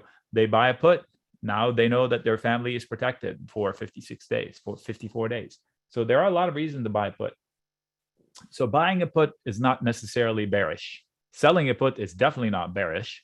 So both of these guys are bullish because the buyer of the put, if they're protecting their stock, if they really were worried about it, they would sell the stock, but they like it enough to keep it and pay some premium. Like you buy a car, you buy insurance on it. If you hated the car, you would sell it. You wouldn't buy insurance on it. So same deal here. Now, the puts are bearish when I don't own shares and I buy a put. Then the only way I can make money is if stock falls to my put fast or through my put fast. I would be actively short the stock responsibly. The typical way of shorting stocks is by selling shares outright.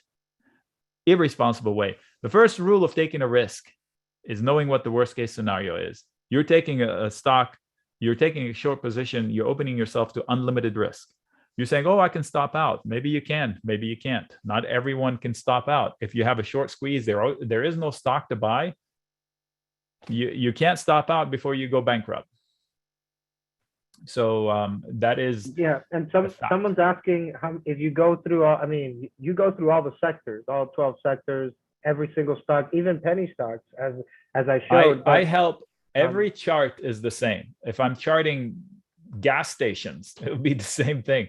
The technical analysis works across all charts because they say machines are in charge of everything. I'll go this and I'll go that. Well, guess what? Machines use the data in the charts in order to trade forward. So they're self-fulfilling prophecies. If you don't know charts and you choose to ignore charts, you're actively putting yourself at a disadvantage. You're saying, screw it. I know I'm missing out at least on 3/4 of the action, and I still am going to not do it. Even though when Nick there, it does it for me. I have to give a shout out here, Lee.Stroke. Welcome to the family, Lee. Let's go. Hey, Lee. Welcome. All right. So somebody's saying the fact that you put it in capital letters, I'm going to answer it anyway. Do I buy UVIXI? I don't touch that.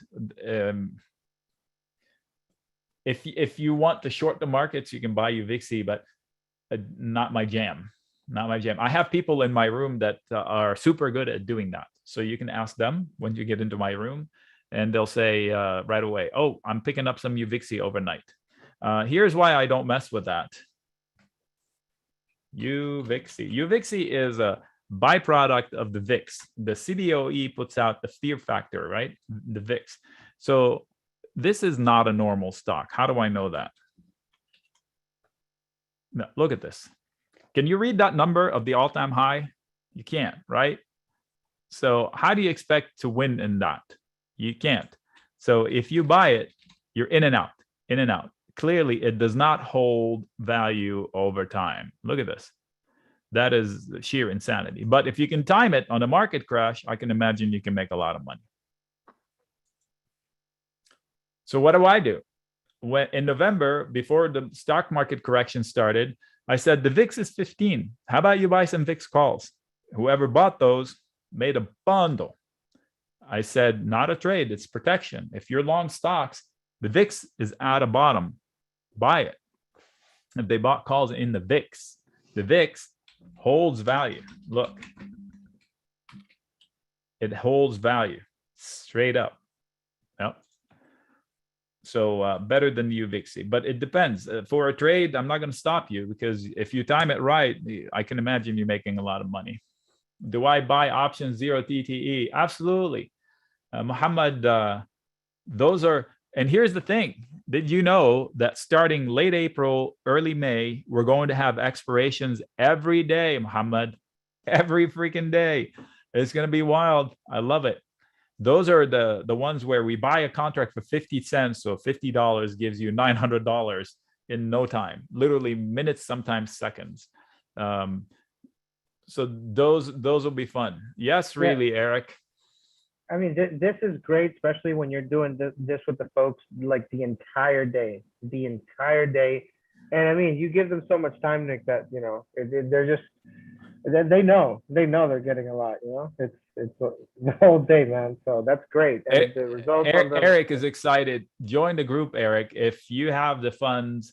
And I promise you, as far as the cost, I don't know what it is, but I know Benzinga is always giving it away.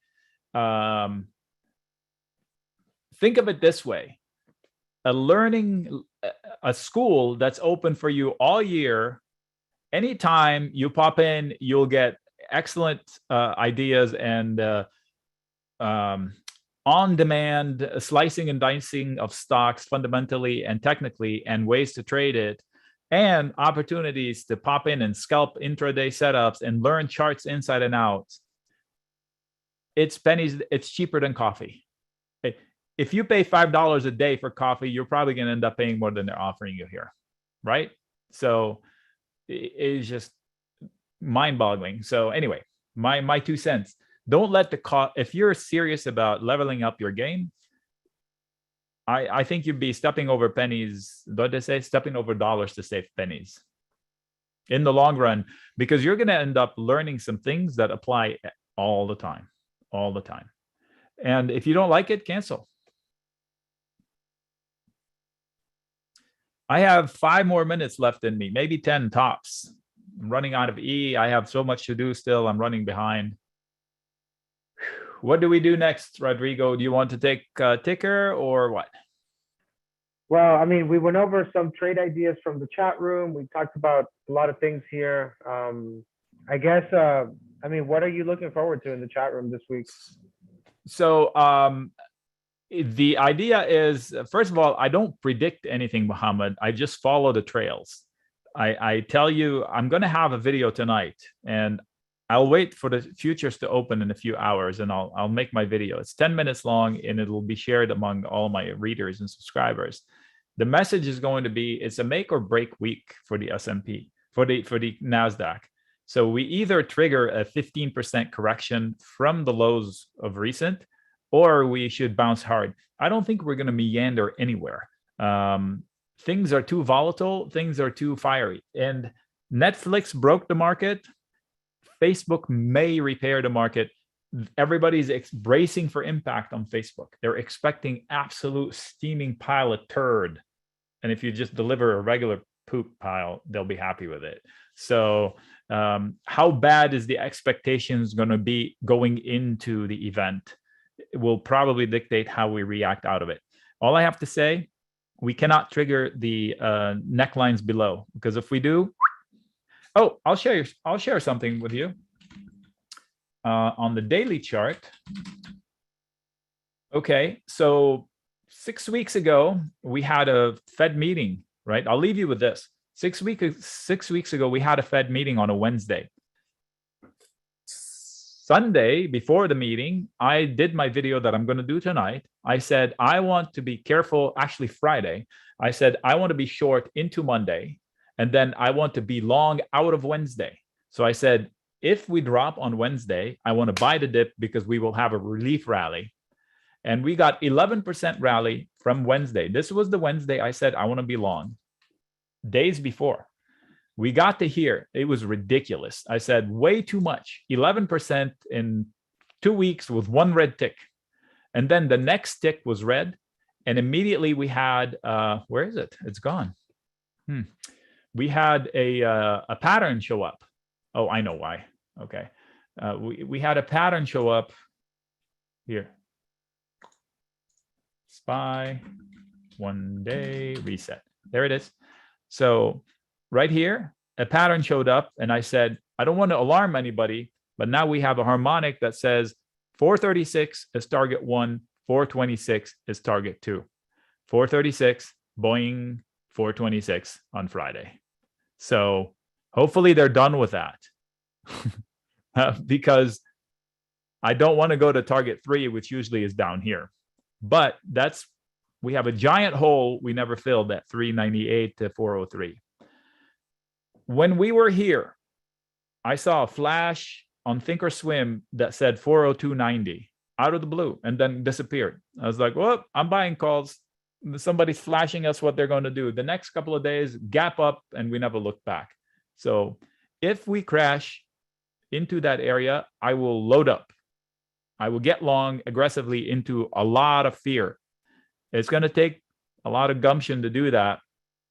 So what you do to yourself is you say, okay, you put an alert. You say, long you chicken, because I'm pretty sure I'm going to be worried about it. And I'm just giving myself some courage. So those are, be open. Okay, up here, I knew it was too much.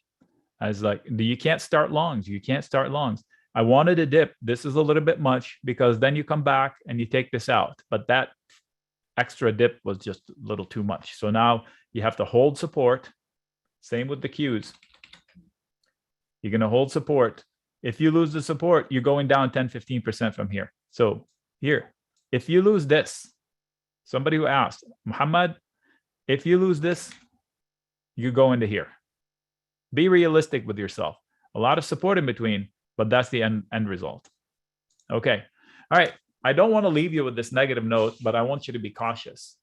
And I want you to have the courage to join a group. Don't trade alone. If not my group, somewhere else. I would never go back to trading alone. It's a lot more fun, and more people are watching out. You make fewer mistakes. Yeah, but nobody was expecting same as Netflix. Nobody was expecting that in Netflix. Now everybody knows in the hindsight. Yeah. The daily active users, that's what I'm saying. Everybody's expecting a disaster from Facebook. We'll see. It's all in the money, though. What do they deliver? That's the only thing. Yeah, and Nick, really quick, one of the members here is asking, where is the they just joined. It looks like they joined a couple of days ago. But they're asking, where is the recording for the Sunday session? That's in the chat room, right? That's already. I'm here. I need to go finish it to post it. Right. That's what I was trying to explain to him. So basically, once we're done from here, Nick is not done. Like, this is not. It's compiling, and I hit play, and I couldn't see a picture. I don't want to share a black video, so I want to make sure it's working. So as soon as I get off of here, I go test it, and I'll post it. Yeah, and I know you mentioned you were going to post something really good later tonight, so I'll be on the lookout for that. So here, if you don't believe me on this risk from here, what does this look like? Right? Giant head and shoulders. Look at it. And if you lose this, the technical analysts tell you the drop is as big as the head. So the head was from 318 to 400, 80 points from here. So 80 minus 320 is what? That's the target, 240. That's the target, somewhere down here. I stopped here. I've told you this will come because there's a lot of support in here. But technically, it's in the 240s. So don't be shocked. If you lose this one, stop chasing knives. Stop catching falling knives. Use pops. Okay, I would leave you with this. The ABCs of high VIX. The ABCs is an acronym I came up with to just mentally keep you focused on what's important. ABCs. On pops, you add insurance if you need it. That's the A. You book profits faster than normal. So if you took longs and you got immediate 10-15%, book it. And if the rally pop fixes a trade that you had that was a mistake, get out. So ABCs: add insurance if you need it, book profits faster than normal, and close losing trades on relief pops. Okay, I'll leave you there. Rodrigo, I appreciate your help, and thanks for sticking around and answering the questions after the fact, because you know the place inside and out. All right, sounds good. Well, thanks for being here, Nick, and shout out for everybody. Again, if you have questions, we're going to put the information there in the chat. So thanks for showing up there, Nick. And absolutely. We'll see you in the chat room, definitely. Okay. Thank you. Somebody asked about Apple. There's support at 160, support at 157.50, but if you lose that, you're going to the low 40s. All right, folks, I'm out. I appreciate your time. Thank you very much. Hopefully I'll see you in the group. Yeah, good stuff. And all right, we'll see you there, Nick. And for the folks that are going to stick around here, I'll be showing you guys this is the educational set, the educational video. Remember we were talking about what is a call, what is a put, what is a spread. If you are new, right? If you are new to options and you're starting to get into the groove of it, you have to look into this. It's going to help you out as a trader to really understand terminology, strategies, the types of trades, when to use each type of trade. This is essential, like for you. It's essential because this is the difference between you taking the wrong type of trade and not just blowing up your account, but maybe even owing the bank money. So very important for you to know all the different types of trades, the risk that comes with each one. And yeah, so that's the education videos there that you'll have from Nick. These are evergreen, they'll be there forever. And then you have the options chat room, right? In the options chat room, you're gonna see there's 2 channels, options inner circle, the inner circle chat. This is where everybody's talking, including Nick, right? And then you have the other chat room, Nick's important messages. And that is where Nick is posting entries, exits, pre-market updates, pre-market, mid-market updates, post-market updates, midnight updates, all sorts of updates, all day. So we can actually, and also the link to join the live screen share is going to be posted there. And right here, you're going to see the post. It's going to say live session. It's like the first one, 8:30 a.m. You'll see it right there. It's always in the morning. You're going to see live session. You click on this link. Get in there. Nick is not there, obviously, so you can see for some reason there's 30 people in there. And this is the one from last Friday, I think, or yeah. All right, you got Benzinga there. Shout out Freddie, Jay, Lloyd. Lloyd is there the entire day. Like there's a group of 30, 40 people that's literally the entire day there. And Nick does pop in there here and there. So that's really good. They're all look, when it comes to learning, the more the better, right? RJ Thermo, you're welcome, brother. No worries. Shout out to you. So this is the general chat room, right? This is where the live trading, the live screen share happens with Nick all day, Monday to Friday. Chris Shaw, great question. Can we ask Nick a question in private? Yes, you can ask him as many questions as you want. So it's all day. It's Monday to Friday, literally all day, like 9 to 6 p.m. So you can ask as many questions as you want on any sort of topics. And keep in mind, there's also education that is being provided there by Nick. So that's always going to be there for you guys. And all right, so this is the live screen sharing chat room, right? Then you have the separate chat room, the blue chat room. It's the main chat room, right? You have a proprietary scanner below. This scanner, all right, I'm going to let you guys know, that scanner is not available to anyone. Like, I mean, as far as like where you can find it, the only place you can find it is in this page because it's just for the inner circle members, okay? A lot of you guys already know that. What is the duration of the course? This is a full year. It's for a full year, okay? So it will renew at the same price as well. So you can see the scanner that's there. You can use it anytime, right? You also have a chart that you can use as well. That's all included. There's more stuff we'll be adding, keep in mind. So let's just click here, Nick's important messages. You're gonna see that every single index, this is posted at 8:30 a.m. Every index is charted out. SPYs, Qs, IWM, futures as well, charted out, okay? More recently, so this is the session for the 24th, okay? This is the session for the 24th, so I think that was today, yes. And so that's the recording, you guys have it there. If you guys missed it for any reason, you can like pop in there and watch it all live. We can watch a little bit here, but let's just want to make sure I cover everything here. These bells are sound notifications. So if, for example, you do want to get sound alerts, you literally just click that bell. If you see the bell is like orange, that means it's on, and that's a sound notification. You need to have the chat room open. You can open it in a new window as well. That's typically what I do. And I just have the full chat room open in one window by itself. You're gonna see it here in a bit. And I like this format. You know, it's just the chat room. I have this open in my phone as well. So it's mobile user friendly. You just need to open it from a Chrome thing. So let's just play this video, see what we got. Let's see here. What is today? The 24th. Tough week last week.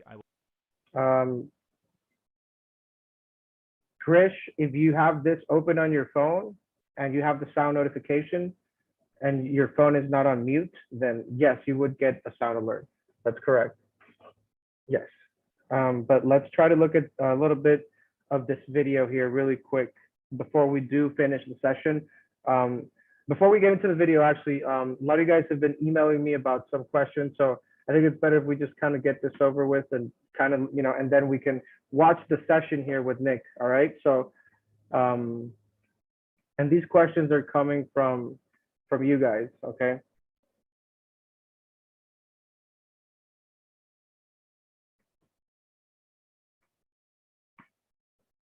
All right, so these are emailed questions that people here in the session, in the seminar have sent over. So will Nic Chahine go over the trade ideas from the members? Yes.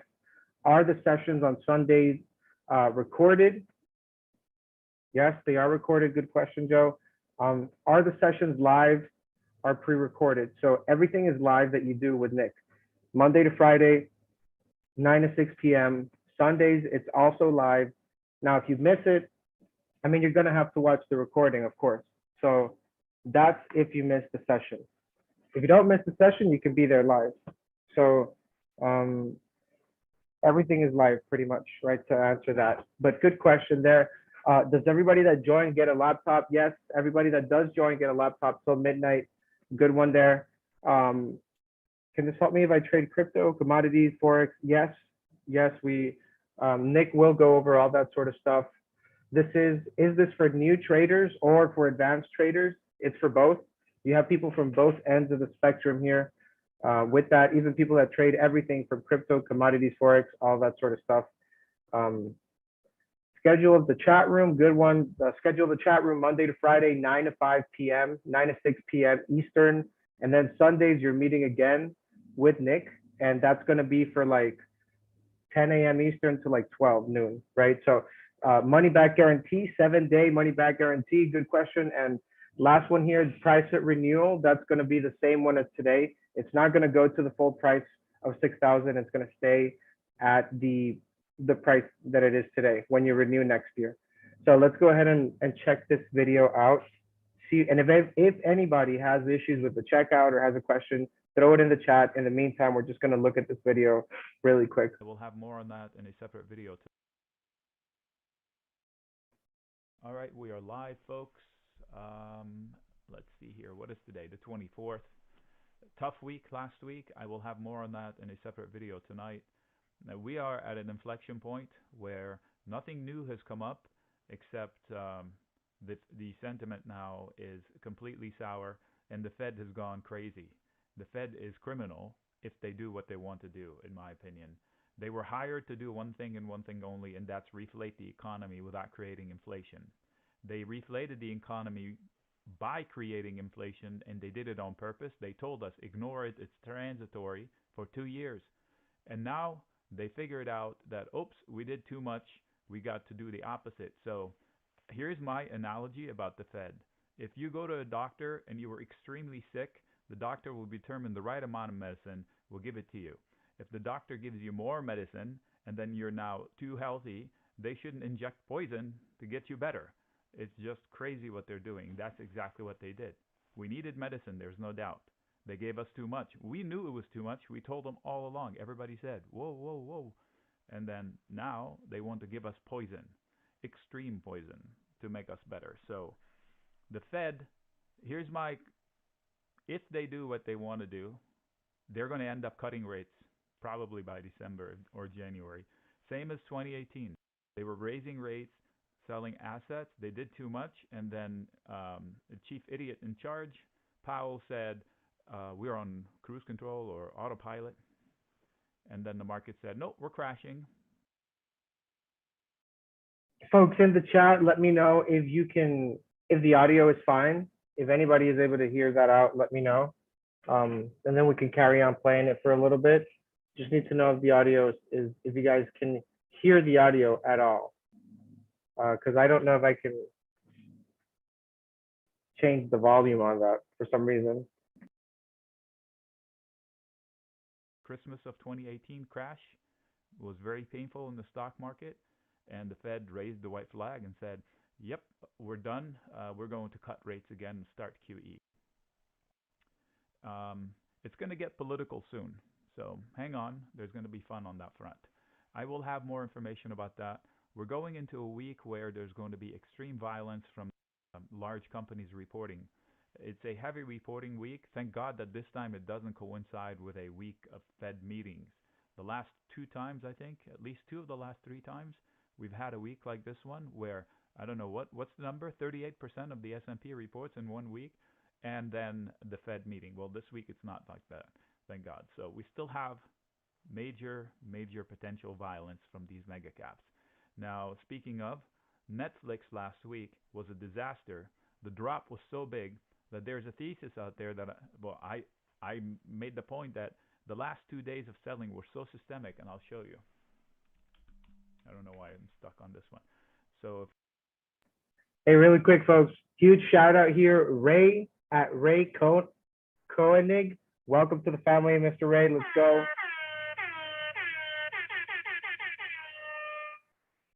All right, Ray, if anybody does have questions, you might as well put it in the chat as we carry on and watch bits of this video. I don't know how long we're going to go on here. 2 hours. I don't know if you guys can do 2 hours, but we might listen to a little bit, right? A little bit more here. So shout out to Ray. Welcome to the family. Make sure to keep an eye out on your email. And again, make sure that you're checking out the prior videos that Nic has posted, because there's a bunch of setups and trade ideas and golden nuggets of education. But in the meantime, let's go ahead with this Sunday session. And again, what Nic does on the Sunday sessions, just for the chat members, of course, and he goes over hundreds of stocks just for the chat members. You guys pick the stocks. He goes over each and every one of them. So let's go ahead and watch a little bit more of this video. And shout out to Ray, of course. if I take the 60-minute chart, take out all the mess. So this that started, 15 minutes. Thursday morning. This looks too consistent to be like people trading. So my take is margin calls from Netflix. So when a big house gets blown up because half their assets are gone, if they're heavy Netflix, they lost half their assets, so now they get margin calls. So they're forced to liquidate everything they have. So if they have a portfolio of Apple, Google, whatever, they are forced to liquidate to cover their margin calls. So maybe that's something like that that's going on. Someone's asking where, like this session that we're playing, where, like when is it from? This session is from today. This is what Nic was recording with the Inner Circle chat room live members before he came into the session that we were in right now. So this is fresh as can be. fresh as can be. Inner Circle members obviously get it, but I'm just showing you guys a sneak peek. This is not from a week ago. This is from like hours ago today, not this session, the one before. Nick went over hundreds of stocks just to clarify what this is for. I'm sharing another screen to the left. Say that again now.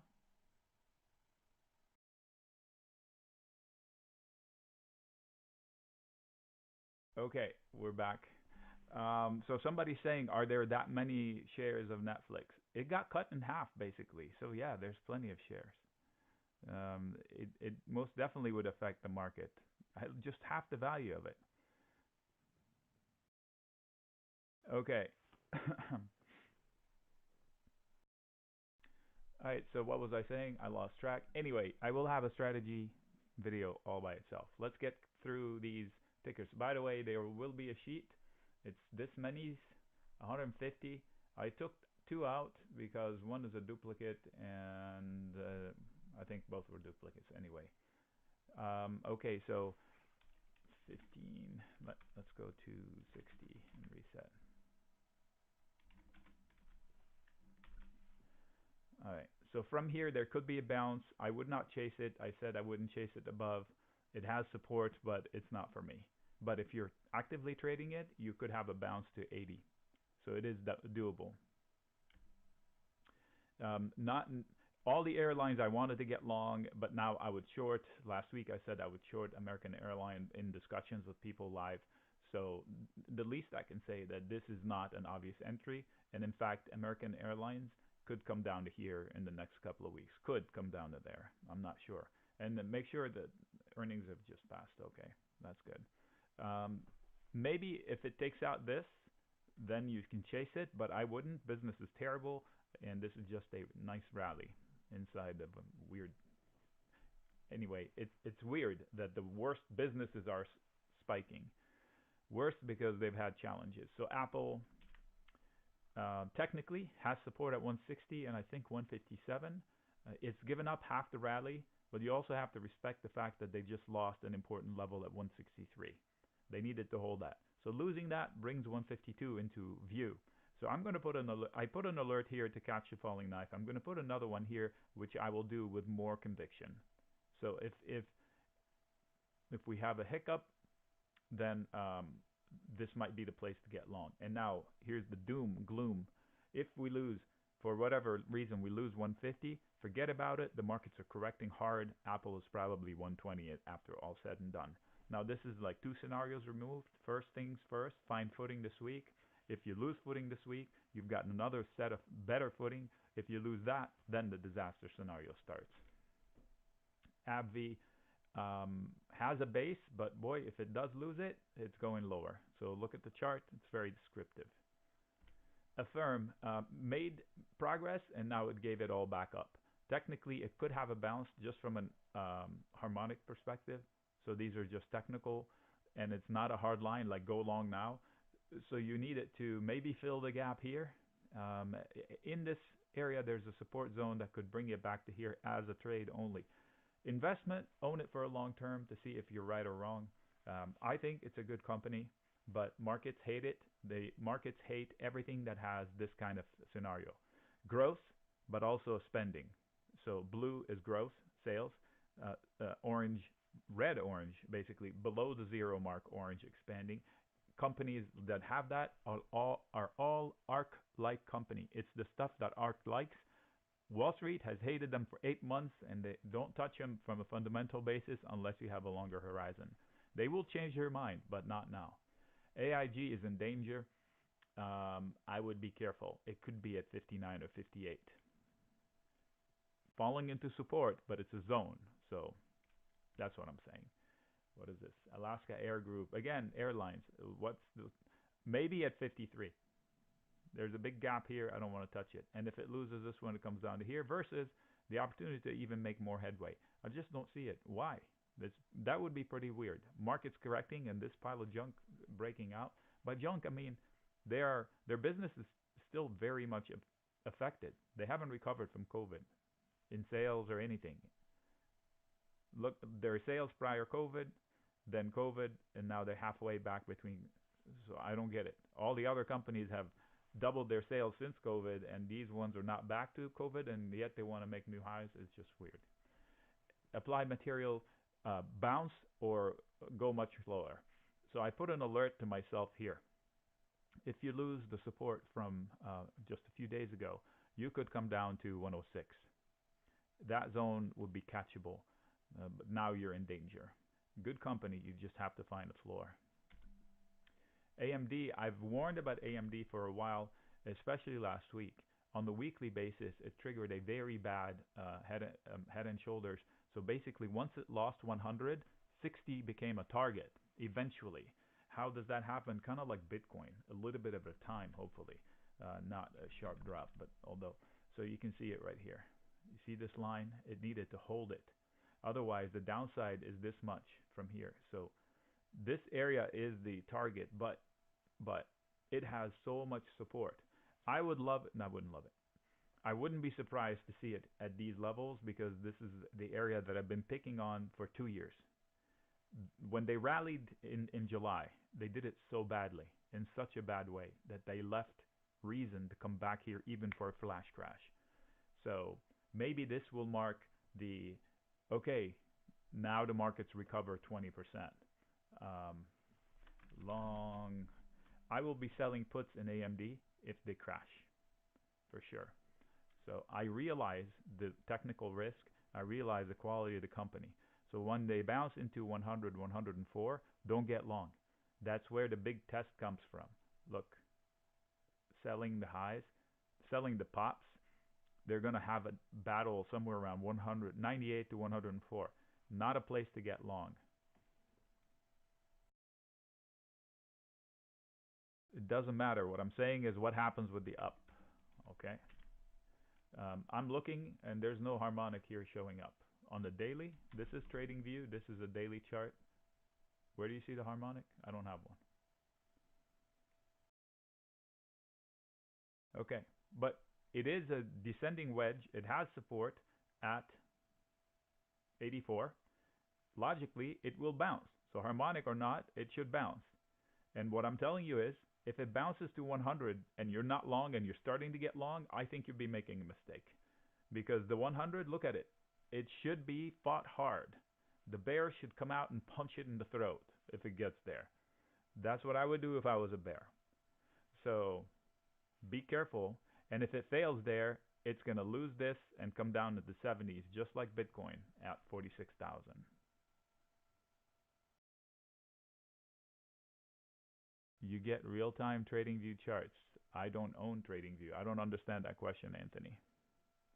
TradingView is a third-party company. TradingView charts are free to a degree. Amazon, great company. Technically, can fall to 28 or 2,700. There is support at 28 and change. There is better support into 27, 2680. You lose that, you're going to 24 or 22. What did he just say? I'm just telling you what the lines mean. You lose. This is a great support. You lose it, you're going for a ride. This is good support. You lose it, you're going to test this one. So who's to say we're not going to have a disaster Monday, Tuesday, Wednesday, Thursday? I have no idea. So take it one tick at a time. I would not take longs into earnings, period. Bets are fine. If you want to place a binary bet with finite money like a lottery ticket, that's fine. But taking conviction longs, I couldn't tell you why that could happen. So somebody last week from the group in sold puts at 2,340, I think, and collected a dollar per contract for this week, and the stock was, I think, over 3,000 at the time. That is a lot of premium for such a low mark in such a short period of time. That doesn't speak. It just shows you markets are nervous.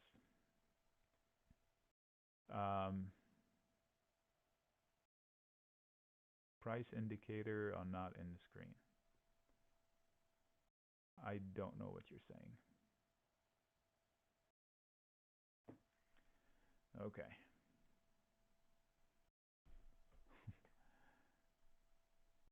Price indicator and not the screen. I'm seeing my price indicators.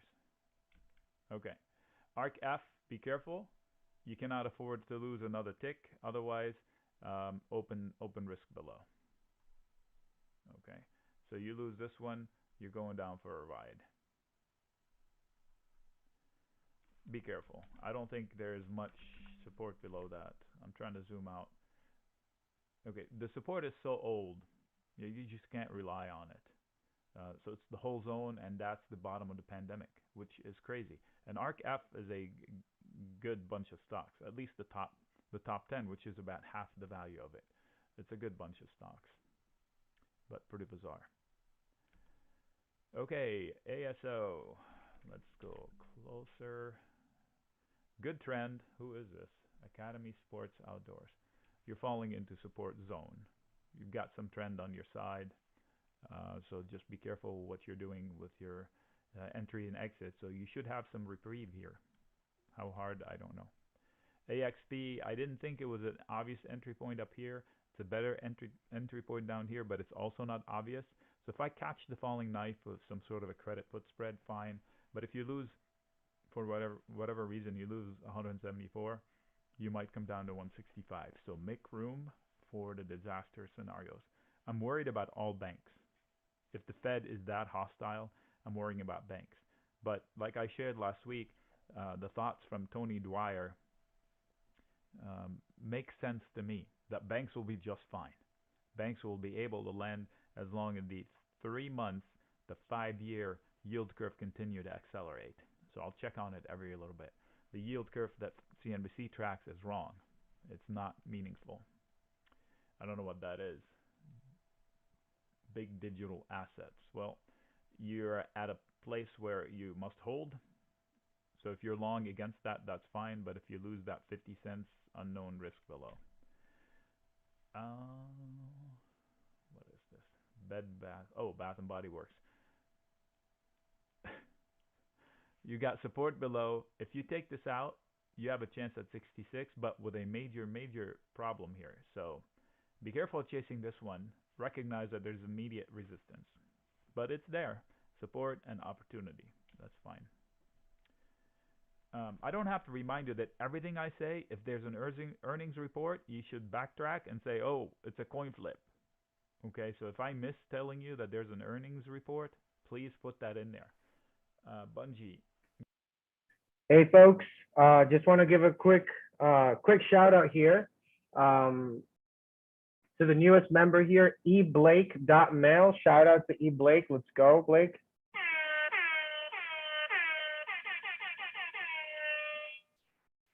All right, guys. So we're gonna let this run for a couple more minutes, okay? A couple more minutes of this, whatever I'm showing you, which is the Sunday session. Sunday session just for chat members with Nick. A couple more minutes, and then we're just gonna take it off. We're gonna take down the stream, folks. Make sure you sign up.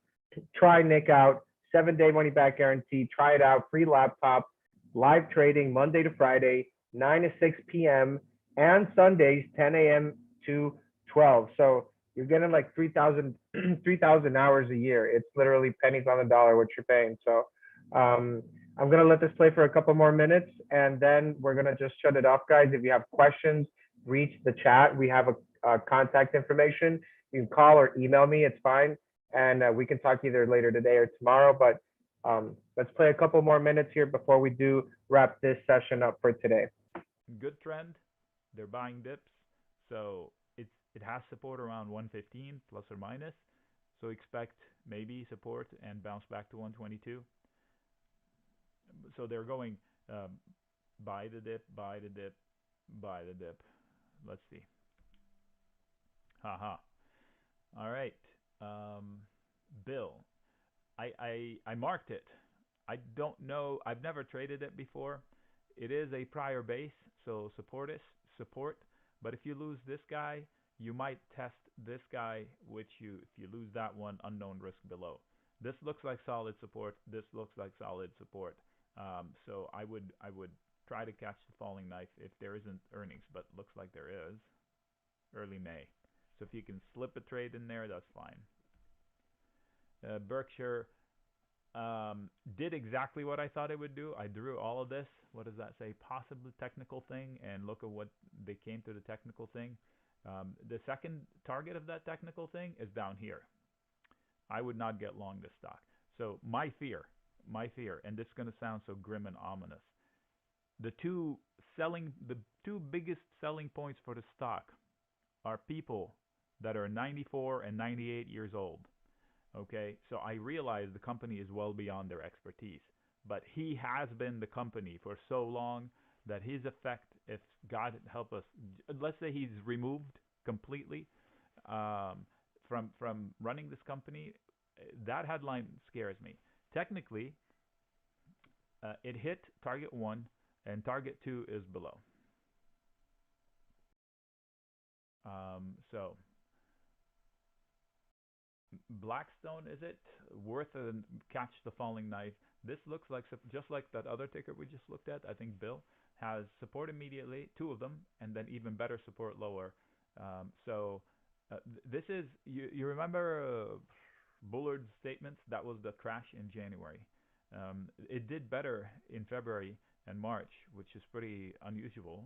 The markets didn't do that.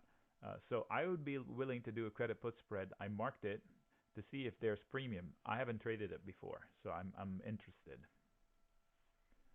I don't know what this is. It has support below, it has resistance above, so you're kind of stuck between 72.5 and 62.5. Citigroup, I wanted to get long, and it did bounce, and now it's coming back to where I wanted to get long, so if somebody wants to repeat it, they can. Again, the caveat is I would stop out here. If you lose this, you're going for a ride. Just like here. See, it bounced, came back, tested footing, lost it, and look how much lower. Bounced, and now it can't recover that. So this is your opportunity for progress. This is your warning for exit. Opportunity at 54, warning at 49. Okay, so falling back into short-term support. Not a bad place to catch a swing higher. Better support at 24 or lower. Oh boy, Chewy, great company, great P&L, hated because of its high growth, no spend, but it's caught in this whirlwind. Look at the revenues, and look at, they're profitable, they're not bleeding. No respect from Wall Street. Long-term investment, I'm totally fine holding shares. Not all in, leave room for error. Losing this, like it has, opens the door for 28 or 26. If I sold the credit put spread, I would get assigned. I wouldn't defend it. Personally, I would get assigned. Colgate, I can't remember. Not an obvious entry point. So this is like somebody else was asking earlier, this defensive consumer stock, I think. I don't like to go long stocks going into prior resistance. Now, if you take this out, if you go above 85.8, you have open space. So it's like buy the dip if it comes towards 77 or even better 74, or buy the rip above that. Right here, you're hoping that whatever is, am I too late kind of a deal. CLH, not an obvious entry point. Has resistance, has support, but I think it's easier to fall in the rally from here. This I flagged it, maybe worth a credit put spread. It's falling into must hold support, kind of like 2 or 3 stocks we already looked at today. What was it, BX and Bill? They're falling into support with support below that, so it's worth chancing a credit put spread, except for earnings. So never mind. Dang. Okay, so I will take the flag off. Earnings are coming up. Let's hope I didn't say that. Dunk. Definitely not. I don't want to mislead anybody. Okay. Coin. Avoid. Good company. It's stuck in the whirlwind of Bitcoin. I told you that. Look, that's the downside. Great company. It sells off with Bitcoin, which is wrong, but it is. And then the stock market is falling, so it's kind of taking it on the chin twice. That same goes to Mara. This is better. The same goes to the other one. We'll come across it. Keep that in mind. Everything Bitcoin is on sale for as long as Bitcoin is under 46,000. I've made it so simple. I've made it so simple trading Bitcoin or crypto in general and everything else that goes along with them. So if I'm long, I don't add. If I'm looking to get long, I would take like 10% of what I want to own because I'm confident we could get it closer to 100. Costco, not a reason to enter right here. It lost footing, give it room. It has support below, but give it room. It could hold and bounce. Good company, good stock. Credit put spread worthy only long term. I'll put it back on there. Long term credit put spread only. Long term credit put spread potential. What does that mean? It means that I don't mind taking a risk, but down and out. So give it room to fall to 550 or 540 if I can, and then know that I'm gonna take some heat on it. Coupa, soon to catch the falling knife. It's falling into support. It's falling into a measured move. So the target of loss of neckline is somewhere around 84 or lower. So I may start to look for a catch the falling knife trade. Hesitantly, gosh, I don't want to say credit put spread. I want to give it a different color. No, not short either. What's a questionable color? What is this, pink or red? I don't know. Let's go with that. CPB. So Campbell Soup, a friend of mine, super strong trader, tells me it trades opposite the markets. If you want to get long markets, short CPB. Technically, this bad boy can come down to 44, if actually 45, if not 43. So I would not get long here. CRM, I'm beyond words, absolutely beyond words. I don't know what's going on here. P&L is excellent, management's excellent. They're not losing money. They're in pandemic lows. So I put here the box. This is the pandemic lows. I'm just at a loss. So they lost a pretty important level, and that the downside target of that is somewhere in this box at the lower end. So be careful. That's a good idea there, Brad. So as much as I love the company, it is a falling knife. So if somebody wants to catch it, they would take a credit put spread way out in time, or selling a put way out in time, way lower, to own shares, saying, okay, I know between here and 120 there's an entry. Let me get closer to 120 and give me shares if you want to at 120. But it is a scary thing right now. This one needs to recover 54, otherwise the bears are in charge. And it looks like it did this. What is this? Oh, Cisco. Cisco needs to get back above 54. That's the bottom line. It is an opportunity, and this is a must hold. Opportunity, must hold. You lose this, you're going down to 49 or 48. You slug, you get yourself out of this one, maybe you get back to 55. So it's a better credit put spread than a call spread purchase, yeah. But if you get long, stop out at 50.7 to avoid it. Just like AAL, not for me up here. I bet you there's probably a possibility it'll be under 40 in the next 2 months, so not for me. I wouldn't short it, but it's not for me. Actually, I would short it if you force me to trade it. Datadog is falling into support. Super important. You lose this support, I'm going to put an alert. Alert.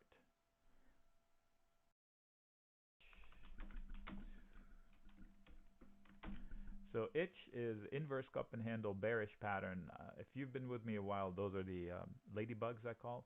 They're not good. If you lose this level, you're going down to here, which is better support.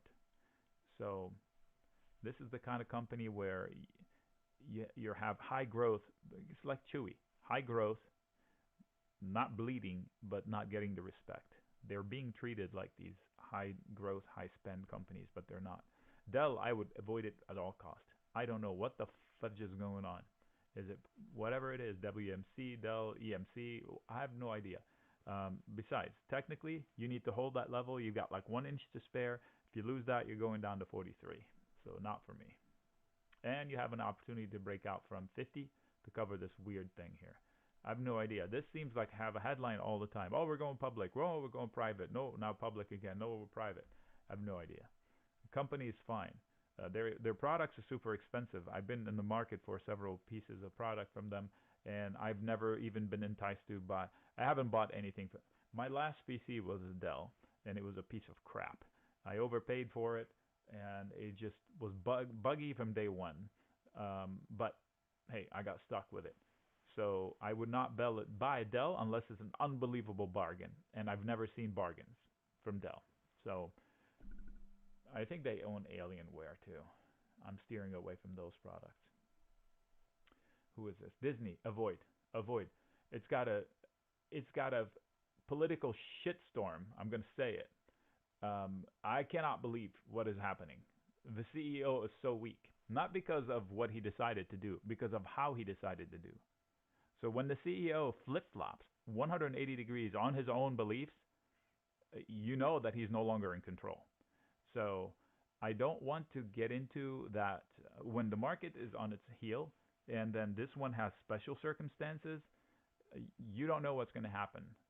So I'm speaking about the whole scenario with the Florida and the lawsuits back and forth. They hurled themselves into a situation. It's like they saw a buzzsaw like a mile away. It's like, hey, let me get close and stick my hand in it. That's basically what they did. And it's it's a political mess. I don't see how it doesn't hurt Disney's pocket. So that's my only concern. Losing this creates downside that's severe to the two digits. So I think it can't hold 100 if they want to punish it from losing 128. Now, if they bounce and I had a position that gets a reprieve, I would get out. So if you get a bounce towards 128, that they will try. But if it gets there, I would get out and re-engage later when it calms. I don't know where the support is. There's nothing recent, so you're at the mercy of pretty old support. Okay, there we go. 117, where it's pretty close, and that was from October of 2020. Same as a lot of stocks, the fall of 2020. So okay, that could be good news.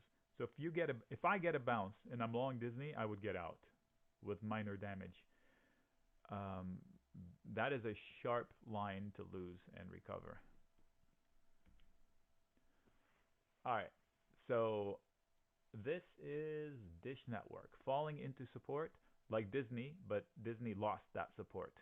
So Dish hasn't. So if somebody wants to get long Dish into that, that is the proper setup. So if a stock is falling into a harsh bounce level, I can. All right, folks. So we've gone over about 30 minutes of this video. There's still a lot more to go. There's like an hour, 30 minutes left on it. Again, if you join, you will find this video here on the Nic's Important Messages, right? This is the recording for today's session. There you go. All you got to do is click on it, press play. And tomorrow, right, Monday, when you go in there, make sure that you look for this post. It's going to come 8:30 a.m. around there. And you look for this, right? It says live session. So make sure you click on that, folks. And any questions, just feel free to email or call. The contact is there in the chat. Thanks for joining, guys. And we're going to see you next time. And for those that joined, we'll see you in the chat room. So have a great weekend. Enjoy yourselves. And we'll see you guys tomorrow in the live trading session as early as 8 in the morning Eastern tomorrow. All right, folks. Have a great weekend.